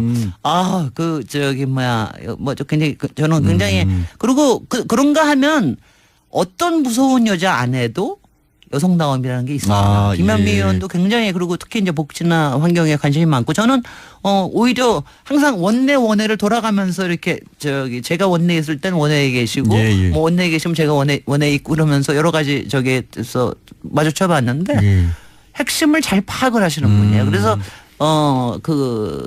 국토부 내에서 잘못 보고하거나 뭐 밖으로 돌리려고 그러거나 길들이게 하면 민원 이상한 민원성이나 뭐 처리하게 하거나 이러면 큰일 날 겁니다. 그래요. 그러니까 국토부 내의 반발을 충분히 진압할 수 있을 거다. 그리고요. 국토부에서 여성들 뭐 한다고 그래가지고 이것저것 말들이 많아서 제가 국토부에 있는 사람한테 물어봤어요. 그래 분위기가 어때? 그래서 거기 여성 하면 그거 되겠어? 그랬더니 딱 하는 말이 뭔지 아세요? 뭐라고? 다 적응합니다. 그렇죠. 공무원분들의 놀라운 적응력이 있으니까. 다 적응합니다. 그래서 적응 잘해요. 적응 잘하고 그리고 저는 제가 이러다 보니까 혹시 국토부 사람들 너무 폄하하는 거 아니라 근데 공무원들 부처마다 약간 수준들이 있거든요. 그럼요. 다 있는데 대한민국의 공무원들 국토부는 전체 수준 중에서 조금 높은 수준에 속해요. 저는 그렇게 판단.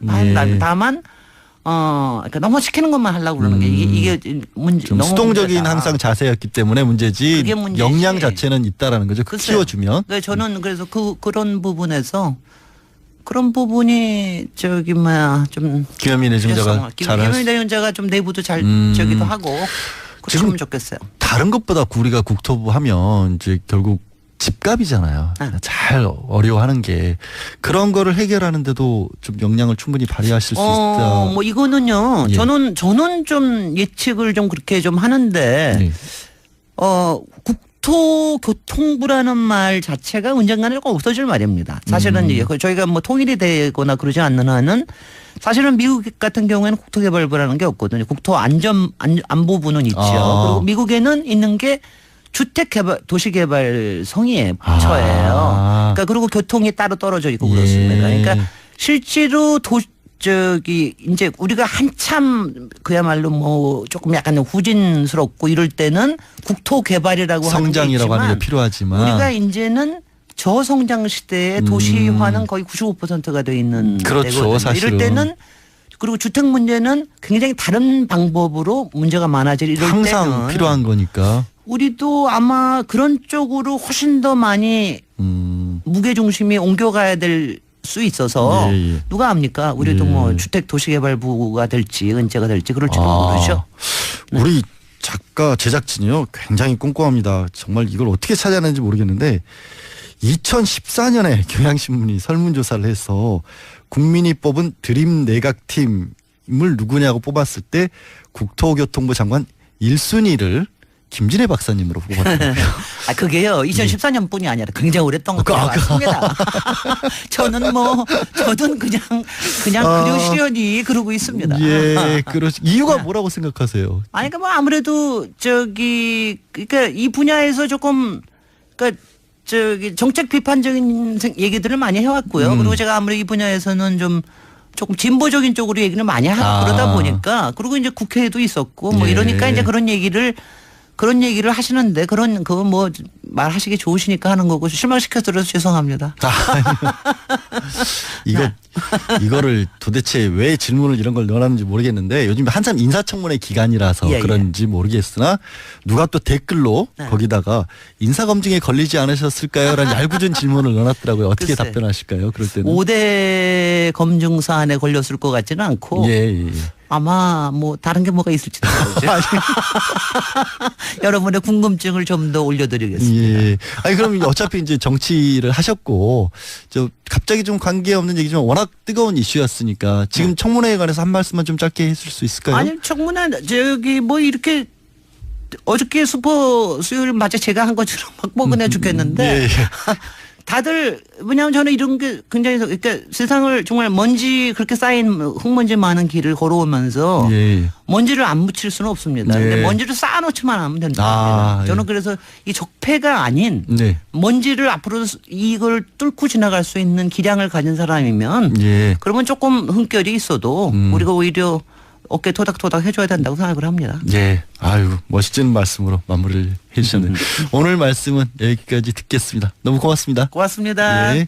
지금까지 도시건축가 김진애 박사였습니다. 당시에 어떤 직위에 있는가가 중요한 게 아니라 선후배 관계가 훨씬 높은 거고 그리고 실제로도 서울중앙지검장이 현실적으로는 더 높은 기관이잖아요. 예, 훨씬 더 권력이 있는 그러니까 이게 굉장히 기계적으로 법을 적용한 것이 아니냐라는 그런 지적을 받을 수밖에 없는데 이게 검찰이 자기에 대해서 법을 적용할 때 이렇게 아주 엄정한 작태를 가지고 빠져나가시네요. 예.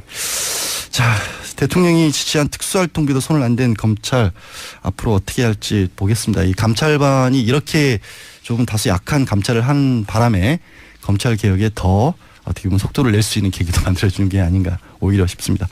자, 어제 이제 청문회가 계속됐죠. 이제 잠깐 이제 김동연 후보자 얘기도 했지만 먼저 뭐 강경화 후보자 얘기를 좀 해볼까요?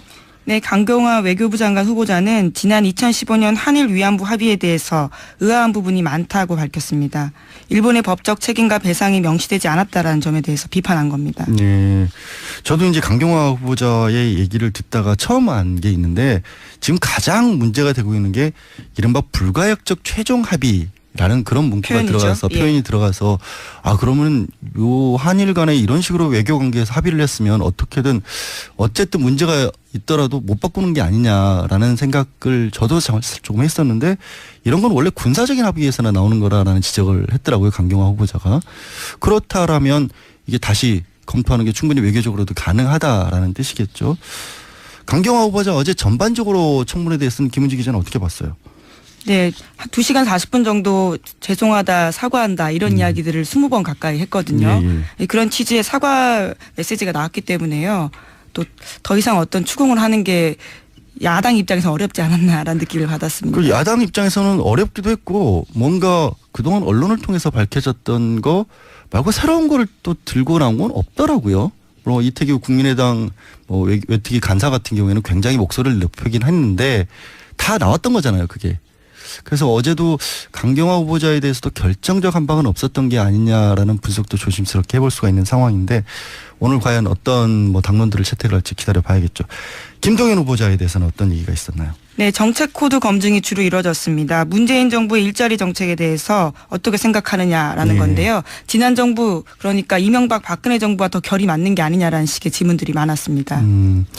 결이 맞느냐라는 질문도 있었고 어떻게 보면 야권에서도 조금은 우호적으로 김동연 후보자에 대해서는 나왔죠. 아무래도 이제 당시 여권이었던 지금의 현재 자유한국당 쪽과 좀 연결 관계가 있다 보니까 그래서 그런 부분에 대해서는 김동연 후보자도 속도 조절을 좀 하겠다라는 식의 입장을 밝혔죠. 네, 관료이다 보니까요. 어떤 정권에서도 쓰였고 이제 거기에서 서로 인연이 있었던 것들이 보입니다. 또 공무원 숫자 늘리는 거 이런 것도 지금 굉장히 예민한 어떤 사안이기도 한데 이 부분에 대해서도 무조건 이제 속도만 내는 게 능사가 아니다라는 식의 그런 어떤 조절하겠다는 말씀을 해주셨고요. 김희수 헌법재판소장 후보자. 김희수 헌법재판소장 후보자는 오늘도 청문회 이어지죠. 네, 이틀이기 때문에 오늘까지 합니다. 또 김희수 헌재수장 후보자 같은 경우만 또 유일하게 국회에서 인준을 해야 하고 이낙연 총리와 마찬가지로요. 어제 주로 나온 부분은 아무래도 이력과 본인이 그동안 재판하면서 했던 것들과 관련된 내용이 많이 나왔죠. 네, 미스터 소수 의견이라고 불릴 정도로요. 소수 의견 많이 쓴 바가 있습니다. 그에 대해서 자유한국당 쪽은 더불어민주당 따라해서 낸 결과 아니냐라는 식의 주장을 해서요. 예. 여기에 대해서 김 후보자가 소수 의견이 있다는 건 그만큼 사회가 건강하다는 거고 자기가 더불어민주당을 따라서 낸 적은 결코 없다면서 그것은 자신을 모욕하는 말이다라고 반박했습니다. 어제 자꾸 민주당 따라한다고 하니까 박주민 의원이 갑자기 나서셔서 민주당을 따라한 게 아니라 나 박주민을 따라한 거다라는 뜬금없는 주장을 했는데 혹시 보셨어요? 그 장면은? 예, 관련해서 성소수자 관련된 의견도 있었고 여러 가지들이 있는데 더불어민주당 주류 의견과는 조금 다른 이야기들을 그렇죠. 예, 속칭 좀 더 진보적인 이야기들을 많이 했습니다. 그러다 보니까 박주민 의원이 그런 논리며 나를 따라하는 게 아니냐라고 주장한 거죠. 그러니까 민주당을 따라한 게 아니라 박주민 의원 뭐 사형제라든가 명예훼손 이런 부분에 있어서도 민주당 당론하고 다른 의견들을 냈는데 그럼 김희수 헌법재판소장 후보가 나를 따라한 것이냐라는 그런 반론을 해서 좀 약간 자유한국당 의원들이 멋쓰겠던 그런 장면이 떠오르는데요. 가장 좀 공격을 많이 당했던 부분이 통합진보당 해산 과정에서 반대했던 그런 대목이었던 것 같은데 거기에 대해서는 어떻게 김 후보자가 해명을 했죠? 네, 민주주의의 본질적인 정신이 무엇인가를 말하고 싶어서 소수 의견을 냈다 이렇게 밝혔습니다. 네, 그러니까 어떤 강령이나 이런 것 자체만으로는 문제가 되지 않는다는 것은 헌법재판소의 전체 의견에서도 일치했던 부분이라고 해명을 했죠. 자, 다음은 계속 논란이 되고 있는 우리도 이제 계속 다뤘던 사드에 관한 뉴스 또 소개를 해 주셔야 될 것 같아요. 네, 청와대가 어제도 관련된 내용 밝혔습니다. 성주 사드 배치 사업 면적은 미군에 공여된 전체 부지 70만 제곱미터다 이렇게 못 박았습니다. 사드 장비 배치를 위한 콘크리트 타설 면적만 따져서 사업 면적을 8만 제곱미터로 봤던 군의 논리를 정면으로 반박한 겁니다. 애초부터 부지 면적이 33만 제곱미터 이상이면 해야 한다는 대규모 환경영향평가 대상인데 군이 이를 회피했다라고 지적한 겁니다. 예. 그러니까 이게 미국이 자국령 괌에 할 때도 환경영향평가하는데 23개월이나 걸렸는데 정작 우리 군은 우리 땅에 배치하면서 그거 피해가려고 꼼수를 부렸다는 얘기밖에 안 되잖아요. 확인이 된 거잖아요. 그렇다고 또 이제 다만 청와대는 환경영향평가를 다시 하는 것이 기존에 배치된 2개에 대해서 철회한다라는 의미는 아니고 앞으로 남은 4개에 관해서는 엄정한 절차를 거치겠다라는 그런 입장으로 정리를 해 주셨죠. 자, 다음은 이제 박 전 대통령 재판 얘기도 좀 해볼까요? 네, 박근혜 전 대통령 재판이 당장 다음 주부터는 매주 3차례에서 4차례로 늘어납니다. 네. 당초 박 전 대통령 변호인단도 이 일정에 동의했었는데 어제는 감당할 수 없는 수준이다라고 주장했습니다. 그러면서 철회해달라고 한 건데 네. 그 논리가 전직 대통령 이전에 나이가 66살인 고령의 여성이다라는 주장을 한 겁니다. 처음 문제가 됐을 때부터 여성으로서의 사생활 얘기를 했었잖아요. 근데 또 비슷한 얘기를 한 거네요. 결국에는 재판정에서. 근데 말씀하신 것처럼 원래 검찰에서는 5번을 해야 한다라고 했었고 그런데 이제 변호인단 측에서는 3번으로 줄이자고 했다가 4번으로 결국에는 재판부에서 강행을 하고 한 건데 이게 물론 저도 이제 법정에 가보면 10시간 이렇게 재판하는 게 굉장히 힘든 건 사실이에요. 66세 여성이 아니라 건장한 남성도 버티기 힘든 건 사실인데 문제는 그걸 자초한 거잖아요. 사실은. 누가 이렇게 하라 그런 게 아니라 온갖 증거들 기존에 나왔던 것들 다른 재판에서 확인된 것들도 처음부터 다시 다 봐야 된다. 네, 모든 증거를 부동의하면서 증인을 불러내겠다고 하고 있는 건 예. 박근혜 대통령 전 대통령 쪽입니다. 그래서 힘든 거 아니에요. 쉽게 말해서. 그래놓고 지금 재판이 길어지면 안 된다 이렇게 얘기하고 있고 사실은 그러면서 또 정말 저 갑자기 공장장 얘기가 나와가지고 재판에서 누가 10년 걸렸다 그런 얘기 했잖아요. 네, 직접 이야기가 나온 건 아니고요. 네. 일본의 박근혜 전 대통령 변호인 쪽에서 일본의 오음진리교 사건 재판을 예시로 들면서 법원의 주 사회 재판을 반발했습니다. 네. 일본 같은 경우에는 오음진리교 사건이 10년 넘어서 겨우 1심 났는데 국정농단 사건은 더 복잡하고 중요하다 하기 때문에 더 길게 해야 된다는 주장을 펼친 겁니다. 그러니까 이 오음진리교 사건이라는 게 16년이 걸렸는데 모르시는 분들도 있을 것 같아요. 옛날에 워낙 떠들썩하긴 했지만 95년도 일본에서 종말론 주장하는 어떤 신흥 종교단체 오음진리교가 살인가스라는 걸 지하철역에서 뿌렸던 테러 사건이지 않습니까? 근데 딱 교주가 우리 공장장이랑 너무 비슷하게 생겨서 저는 갑자기 왜 공장장 얘기가 나오나 했을 정도였는데 그때는 달랐던 게 이게 기소된 사람만 190명이었어요. 그래서 재판이 뭐 증인 신문만 500명이 넘었었고 정말 일본 내에서도 역사적인 사건이기도 했지만 조금 성격이 많이 다르죠. 이번과는 박 전 대통령이 국정농단이라는 것과 비교할 만한 내용이었는지는 모르겠는데 이거를 변호인단에서 꺼냈다는 것 자체가 참 좀 약간 좀 황당했어요. 저는. 민망합니다 사실. 예. 예. 꼭 한번 찾아보십시오. 공장장이랑 정말 비슷하게 생겼습니다. 또 박 전 대통령 측 변호인단이 또 굉장히 부적절한 어떻게 보면 발언을 공무원들에 대해서 했습니다. 네, 블랙리스트 재판도 어제 진행됐습니다. 검찰이 박 전 대통령이 문화예술계 지원 배제 명단 작성과 시행에 직접 관여했다 이렇게 밝히자요. 이를 전면 부인하면서 유영하 변호사가 한 말인데 문체부 공무원들이 부당한 지시였다고 하는데 나라면 사표 내고 나왔을 것이다. 구질구질한 소리는 안 했을 것이다. 이렇게 이야기한 겁니다. 참 대단하십니다. 진짜 이 공무원들 분들이 현실적으로 어떤 어려움을 겪는지는 알지도 못하고 돌아볼 생각도 없으신 모양이에요. 아니 당신은 유영하 변호사 본인은 검찰 출신이고 나와서 변호사도 할 수 있고 뭐 또 당선은 안 됐지만 국회의원 출마도 하고 박 전 대통령이랑 가까운 사이로 이렇게 정말 지원도 많이 받고 했지만 일반 공무원들이 그런 꿈을 어떻게 꿉니까? 공직에 있으면서 딱 하나 나와서 할 수 있는 것도 없잖아요. 현실적으로. 문체부 공무원들이 얼마나 탄압을 당해서 박영수 특검이 수사 들어가자마자 정말 그동안의 억울함을 기다렸다는 듯이 얘기를 털어놨다고 하는데 거기다 대고 구질구질하다는 표현을 쓰는 거는 같은 변호사로서 좀 부끄럽습니다. 예. 박지원 대표하고 정진석 자유한국당 의원이 또 싸우고 계시다면서요. 네, 직접 싸운 건 아니고요. 페이스북에서 서로 댓글 공방전을 벌인 겁니다. 예. 난데없이 챗이라는 댓글 공방전이 벌어진 건데요. 챗? 예. 박지원 전 대표가 지난 6일에 자신의 페이스북에다가 문재인 정부 칭찬을 썼습니다. 그러면서 김상조, 강경화, 김희수 세 후보자에 대한 청문회도 빨간불이지만 이번에는 국민의당이 협력해서 해야 된다 이렇게 쓰자요. 거기에 댓글로 정진석 의원이 챗 이렇게 한마디 쓴 겁니다. 다른 얘기 안 하고 챗이라고 썼어요? 예. 거기에 또 대댓글이 달렸는데 박 전 대표가 정 의원 댓글에다가 다시 웬 챗 이렇게 반박 댓글을 달았지만 더 이상 정 의원의 댓글은 없었습니다. 예. 뭐 이거 여기에 대해서 박 전 대표 또 말씀 한마디 더 붙인 것도 있죠. 뭐라고 말씀하셨어요? 그래서 예, 어제 방송 인터뷰 나와서 이야기했는데요. 정진석 원내대표와 자기는 정체성이 좀 다르기 때문에 함께하는 것은 무리일 거다 이렇게 밝혔습니다. 예.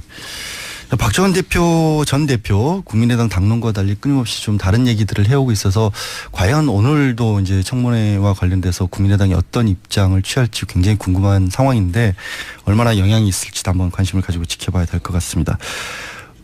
우리는 지금 박 전 대통령이 아니 김어준 공장장이 없으니까 김성태 의원님이 아주 오늘 편안하면서도 아주 저 말씀이 아주 기고만장해지셨어요. 뭐 다른 패널 분들도 나오신 분들 다 그러세요. 다들 편안해. 한 달 정도 스위스에 있다 왔으면 좋겠어요. 그럴까요? 제가 한 달 정도만 할까요? 그럼 이제 안민석 의원님 이제 또 말씀하셨으니까 장시호 씨 새벽에 나왔잖아요. 네. 많은 분들이 오늘 안민석 의원님 만나러 간다니까 장시호 씨 언제 만날 건지 꼭 물어봐 달라고 그러더라고요. 계획이 있어요? 제가 어젯밤 집을 못 들어갔어요. 예? 집에를 못 들어가셨어요? 그 장시호 씨 만나러 가셨어요? 늦게 좀 일이 있어가지고 이제 국회 사무실에서 잤는데요. 제 집사람이 하는 이야기, 제 아내가 하는 이야기가 장시호 씨 만나러 습방되는 거 보러 갔냐고. 아니, 주던데요. 우리 안민석 의원님 저 말씀은 사모님께서 충분하게 그 이야기 하고도 남습니다. 그래요? 제가 작년에 국정조사 특위 위원장 하면서 사실 가장 인상 깊은 베스트 5 그 그림이라는 게 저는 첫 번째가 안민석 의원과 장시호 의원의 조입니다. 조. 그 짧은 시간에 썸 타는 거 봐요. 그래서 딴 사람은 몰라도 안민석 의원은 이제 장시호 의원 오늘 새벽에 나왔으니까 한번 만나봐야 됩니다. 그래서 나는 두부 한 모 들고 이렇게 구치소 앞에 갈 줄 알았는데. 그러게요. 그거 기다리신 분들도 있었어요. 그리고 저분이 다른 거는 몰라도 끝나지 않은 전쟁 영화를 찍잖아요. 다른 뭐 출연자는 캐스터를 감독이 어떻게 하든 신경 안 써도 될 건데 장시호 캐스터 의견을 저는 물어야 할 겁니다. 그렇습니다. 지금 안민석 제 역할도 거의 좁혀졌고 예. 한석규로. 한석규. 그다음 최순실 역도 거의 좁혀졌어요. 예. 남이란 시로. 근데 그러니까 장시호 역을 누가 할지 아마 본인이 그 이미지가 흡사한 배우를 가장 잘 알 겁니다. 그래서 본인이 추천해 주면은 감독에게 적극적으로 추천할 것이고요. 자, 장시호는 제가 알기로 정유라의 멘토입니다. 그렇게 정유라가 롤모델로 삼았다고 하죠. 정유라 장시호는 17살 차이거든요. 장시호가 79년생이고 정유라가 96년생이니까는요. 17살 차이라 그러면 이종 사촌이라도 엄마 같은 언니인 셈이죠. 그리고 실제로 정유라가 승마를 하게 된 것도 장시호. 언니인 장시호를 보면서 승마를 했고 같이 승마 특기생으로 또 들어가지 않았습니까? 네. 그래서 정유라의 삶의 짧은 삶의 궤적에서 장시호가 끼친 영향이 상당하고 제가 제가 알기로는 최순실 이야기는 안 들어도 장시호 이야기는 정유라가 듣는 그런 관계거든요. 그래서 지금 정유라를 빨리 저는 장시호가 만나야 된다고 봅니다. 지금 정유라가 저런 식으로 거짓말을 하게 되면요. 완전히 국민 거짓말장이에요. 자, 보세요. 작년에 16년 4월 18일 날 최순실 정유라가 이대를 갑니다. 이대를 가서 교수들을 쭉 만나요. 운동역학 담당 교수, 이모 교수, 글로벌 체육봉사 강모 교수, 운동생리학 이모 교수, 퍼스널 트레이닝 이모 교수 이런 교수들을 쭉 만나고 와요. 그런데도 정유라는 자기가 무슨 전공인지 몰랐다라고 하고 그리고 학교도 관심 없었다. 14년 10월에 중앙대학교나 이화여대나 한국체대에 메달을 들고 다니면서 체육 특기생으로 입학하기 위해 가지고 면접을 하러 다녀요. 네. 그러면서도 자기가 무슨 전공인지 몰랐다. 이런 너무나 터무니없고 새빨간 거짓말로 하고 이후에도 아마 거짓말을 하기로 작정한 것 같아요. 그거는 공항에 나올 때부터 다 몰랐다고 하는 걸 보면. 근데 그래서 장시호가 정유라를 빨리 만나서 너 이런 식으로 거짓말하면 안 된다. 근데 장시호 씨를 정유라가 만날까요? 지금 어쨌든 장시호 씨는 철천지 원수가 돼 있잖아요. 사실은 최순실 정유라 관계하고 장시호 정유라 관계하고 또 틀려요. 달라요. 그게? 엄마 같은 사촌 언니라고 그런 관계로 저는 보고 있거든요. 근데 그러니까 진짜 엄마가 어쨌든 진짜 엄마 가짜 엄마 이야기하시면 이 아침에 좀 그러니까 청취자들 이상하게 생각하잖아요. 저 이참에 좀 한 말씀 드리겠습니다. 우리 안민석 의원 계시니까 정유라 씨의 진짜 엄마 가짜 엄마 이야기를 지금 유튜브고 보면 그거는 많이 보셨죠? 그거 이런 부분에 대해서 방송에서 진실을 이야기할 수 있으면 하세요. 정유라의 엄마가 누군지 그거는 아무런 관심이 없어요. 제가 진짜 엄마라고 했던 건 이제 장시호 씨도 엄마 같은 존재라고 하시니까 한 거지. 저는 정유라의 엄마가 누군지 아무런 관심이 없고요. 중요한 것은 정유라가 정직하고 진실을 말해야 되는데 전혀 그렇지 않다는 것 따라서 그래서 장시호가 이런 역할을 해줘야 되는데 이왕 특검 도우미로서 국민들이 좀 잘했다라는 칭찬도 해주고 있지 않습니까? 물론 장시호도 진실을 저는 반의 반밖에 이야기하지 않았다고 보거든요. 왜냐하면 장시호는 자기 아버지 장석치 이 재판까지 받고 있는 상황이긴 한데 박근혜 전 박근혜 전 대통령이 이게 미국에서도 잘못하면 이런 일이 벌어지지 않을까 하는 그런 상황이네요, 지금. 네, 여러 차례 전해드렸었는데요. 러시아 스캔들과 관련해서 오늘 청문회 열립니다. 미국 현지 시각으로 7일인데요. 오늘 제임스 코미 미국 FBI 전 국장이 나옵니다. 관련한 증언들이 벌써부터 공개되면서요. 언론의 관심을 모으고 있습니다. 코미 뭐라고 하시고 그제 트럼프 대통령으로부터 약간 좀 충성을 강요당했다 이런 얘기들을 했었는데 그런 증언들을 할 거라는 거죠, 그러니까. 네, 이미 언론에다가요. 서면 증언이 공개가 됐는데 트럼프 대통령에게 러시아 스캔들 수사 중단 요구 받았다라는 직접 이야기를 한 겁니다. 그래요? 그러면 이제 청문회에서 그 얘기를 직접적으로 증언할 텐데 이렇게 될 경우에는 풀린에 대해서 수사를 하지 말라는 것은 사법방해죄, 우리로 치면은 공무집행 방해 이런 것들이 될 텐데 탄핵의 가능성마저도 정말 조심스럽게 나올 수밖에 없는 상황이 되겠네요. 자. 자, 바다 건너 상황이지만 우리에도 크나큰 영향을 끼칠 수밖에 없는 미국에서 벌어지는 일이기 때문에 저 관심이 갈 수밖에 없는 상황이었습니다. 오늘 말씀은 여기까지 듣겠습니다. 네, 고맙습니다. 네, 시사인 김은지였습니다. 감사합니다. 네, 고맙습니다. 아무도 묻지도 따지지도 않고 가입하셨다고요? 보험은 너무 어려워요. 걱정 마십시오. 마이보험 체크가 도와드립니다. 1800-7917 마이보험 체크로 지금 전화주세요. 1800-7917 이미 가입한 보험이나 신규 보험도 가장 좋은 조건을 체크해서 찾아드립니다. 인터넷 한글 주소 마이보험.com 또는 카카오톡에서 아이디 검색 마이보험을 친구 추가하여 상담하실 수 있습니다. 모닝똥? 제겐 사치였죠. 내가 토끼인지 토끼똥이 나인지 내가 변을 본 것인지 변을 당한 것인지 나는 바나나이고 싶다. 간혹 구렁이이고도 싶다. 아 큰일 났네. 이거 이러면 다 죽어. 미궁 장사랑!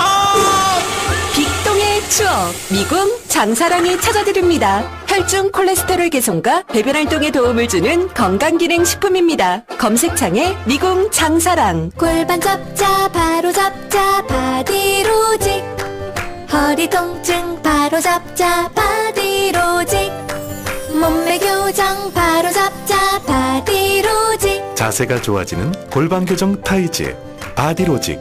검색창에 골반 교정 바디로직 삐딱한 남성 골반 허리에도 역시 바디로직입니다. 바디로직의 효과를 못 느끼셨다면 100% 환불해드립니다. 자세한 환불 조건은 홈페이지를 참조하세요.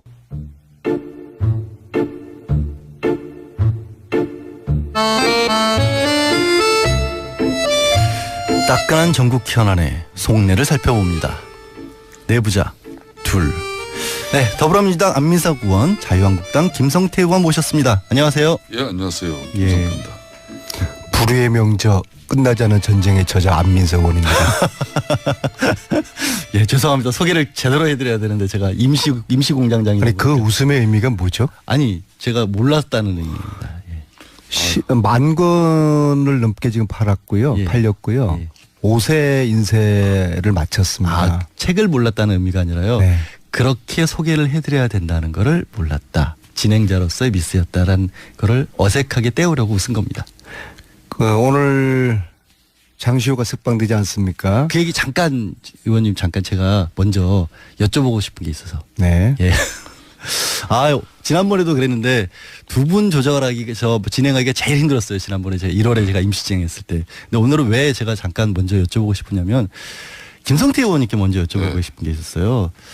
제가 없는 동안 공장장한테 굉장히 고초를 많이 당하셨을 것 같아서 그 말씀을 일단 좀 한풀이 좀 해보셔서. 그렇습니다. 예. 오늘 김어준 공장장 없으니까 제가 조금 살 것 같네요. 어디 갔어요? 예? 어디 갔어요? 고기 먹으러 놀러 갔답니다. 자기 말로는 스위스에 뭐 최순실 돈 찾으러 갔다 그러는데 아무튼 김호준 공장장 없으니까 자세도 김성태 의원님이 굉장히 편한 자세로 좀 아니 뭐가 제일 힘드셨어요? 아니 뭐 김호준 공장장은 스위스 그 경관도 좋고 하니까 예. 그쪽에서 푹 쉬었다 오시라 그랬어요.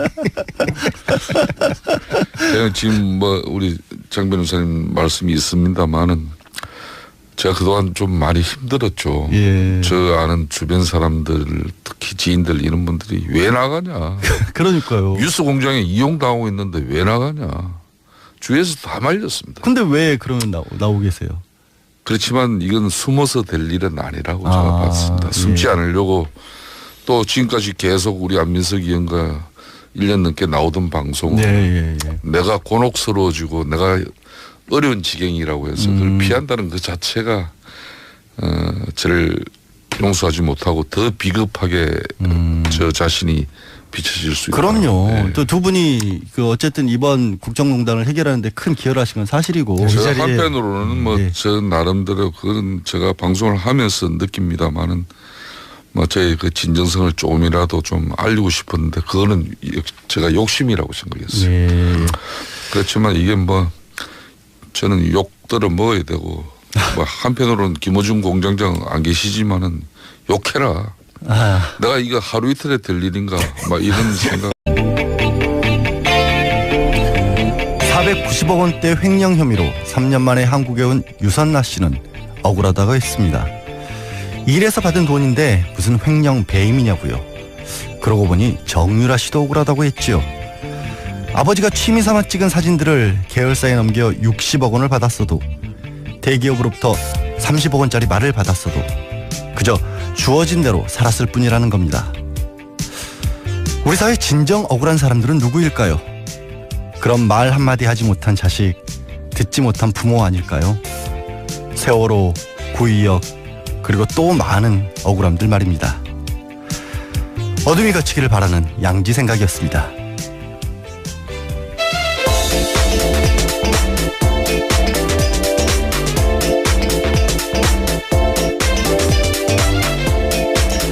네, ERU 이 정도는 알아야 할 아침 뉴스, 시사인의 김은지 기자 나오셨습니다. 안녕하세요. 네, 안녕하세요.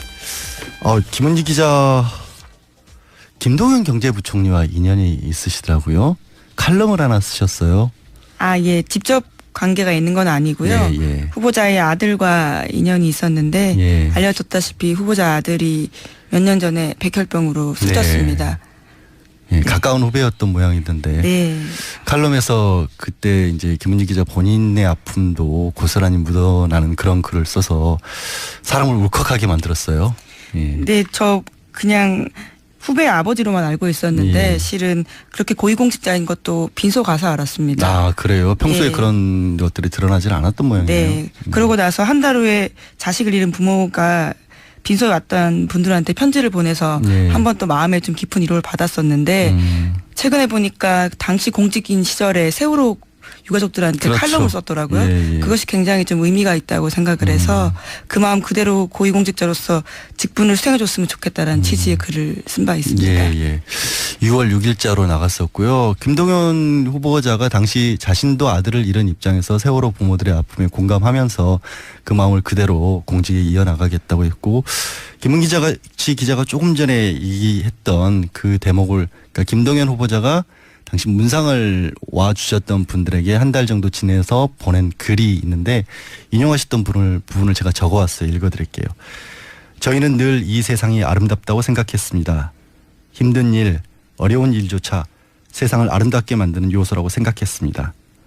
쉽지는 않겠지만 계속 그렇게 생각하도록 노력하려 합니다. 아들을 잃은 아픔을 이렇게 전했던 김동연 후보자, 공직에 임용이 되신다면 그 마음 그대로 계속 우리를 위해 아름답게 애써주시기 바랍니다. 자, 오늘 준비해 오신 뉴스 들어보죠. 첫 번째 소식은 뭐죠?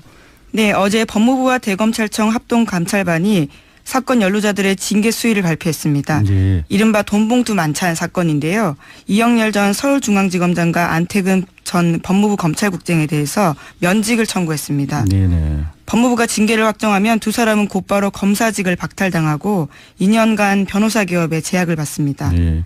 이게 일단 그 두 사람에 대해서만 감찰 결과 면직을 청구한 거죠. 그러니까 네. 이게 두 번째로 높은 거고, 일단 이제 공직에서 물러나고 다만 공무원 연금은 이상이 없는 거죠.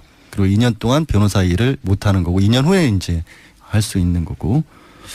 근데 뭐 법률 위반이나 이런 것 부분 또 나온 게 있나요? 네, 이영렬 전 지검장 같은 경우에는 김영란법, 그러니까 부정청탁금지법 위반했다라고 판단하고 대검찰청에 수사 의뢰했습니다. 예. 상급 기관인 법무부 검찰국 검사들한테 현금 100만 원이 든 봉투를 건네고 1인당 10만 원 가량의 식사를 제공했기 때문이라고 밝혔습니다. 그러니까 이제 총액이 이영렬 전 지검장이 검찰국장 법무부 소속에게 이 상급자인데도 줬기 때문에 그게 100만 원이고 밥값이 9만 5천 원이어서 109만 5천 원으로 김영란법에 저촉된다라는 판단을 한 건데, 일단은 지금 청구인 거고 이제 법무부에서 공식적으로 징계위원회를 열어서 어떤 결정이 내려질 때는 그때 더 기다려봐야 되는 상황인 건데, 그런데 실제로 수사를 의뢰한 거는 그러면 이영렬 전 지검장 한 사람뿐이잖아요. 네, 그 자리에 여러 사람이 있었는데요. 딱 한 사람만 수사 의뢰했습니다.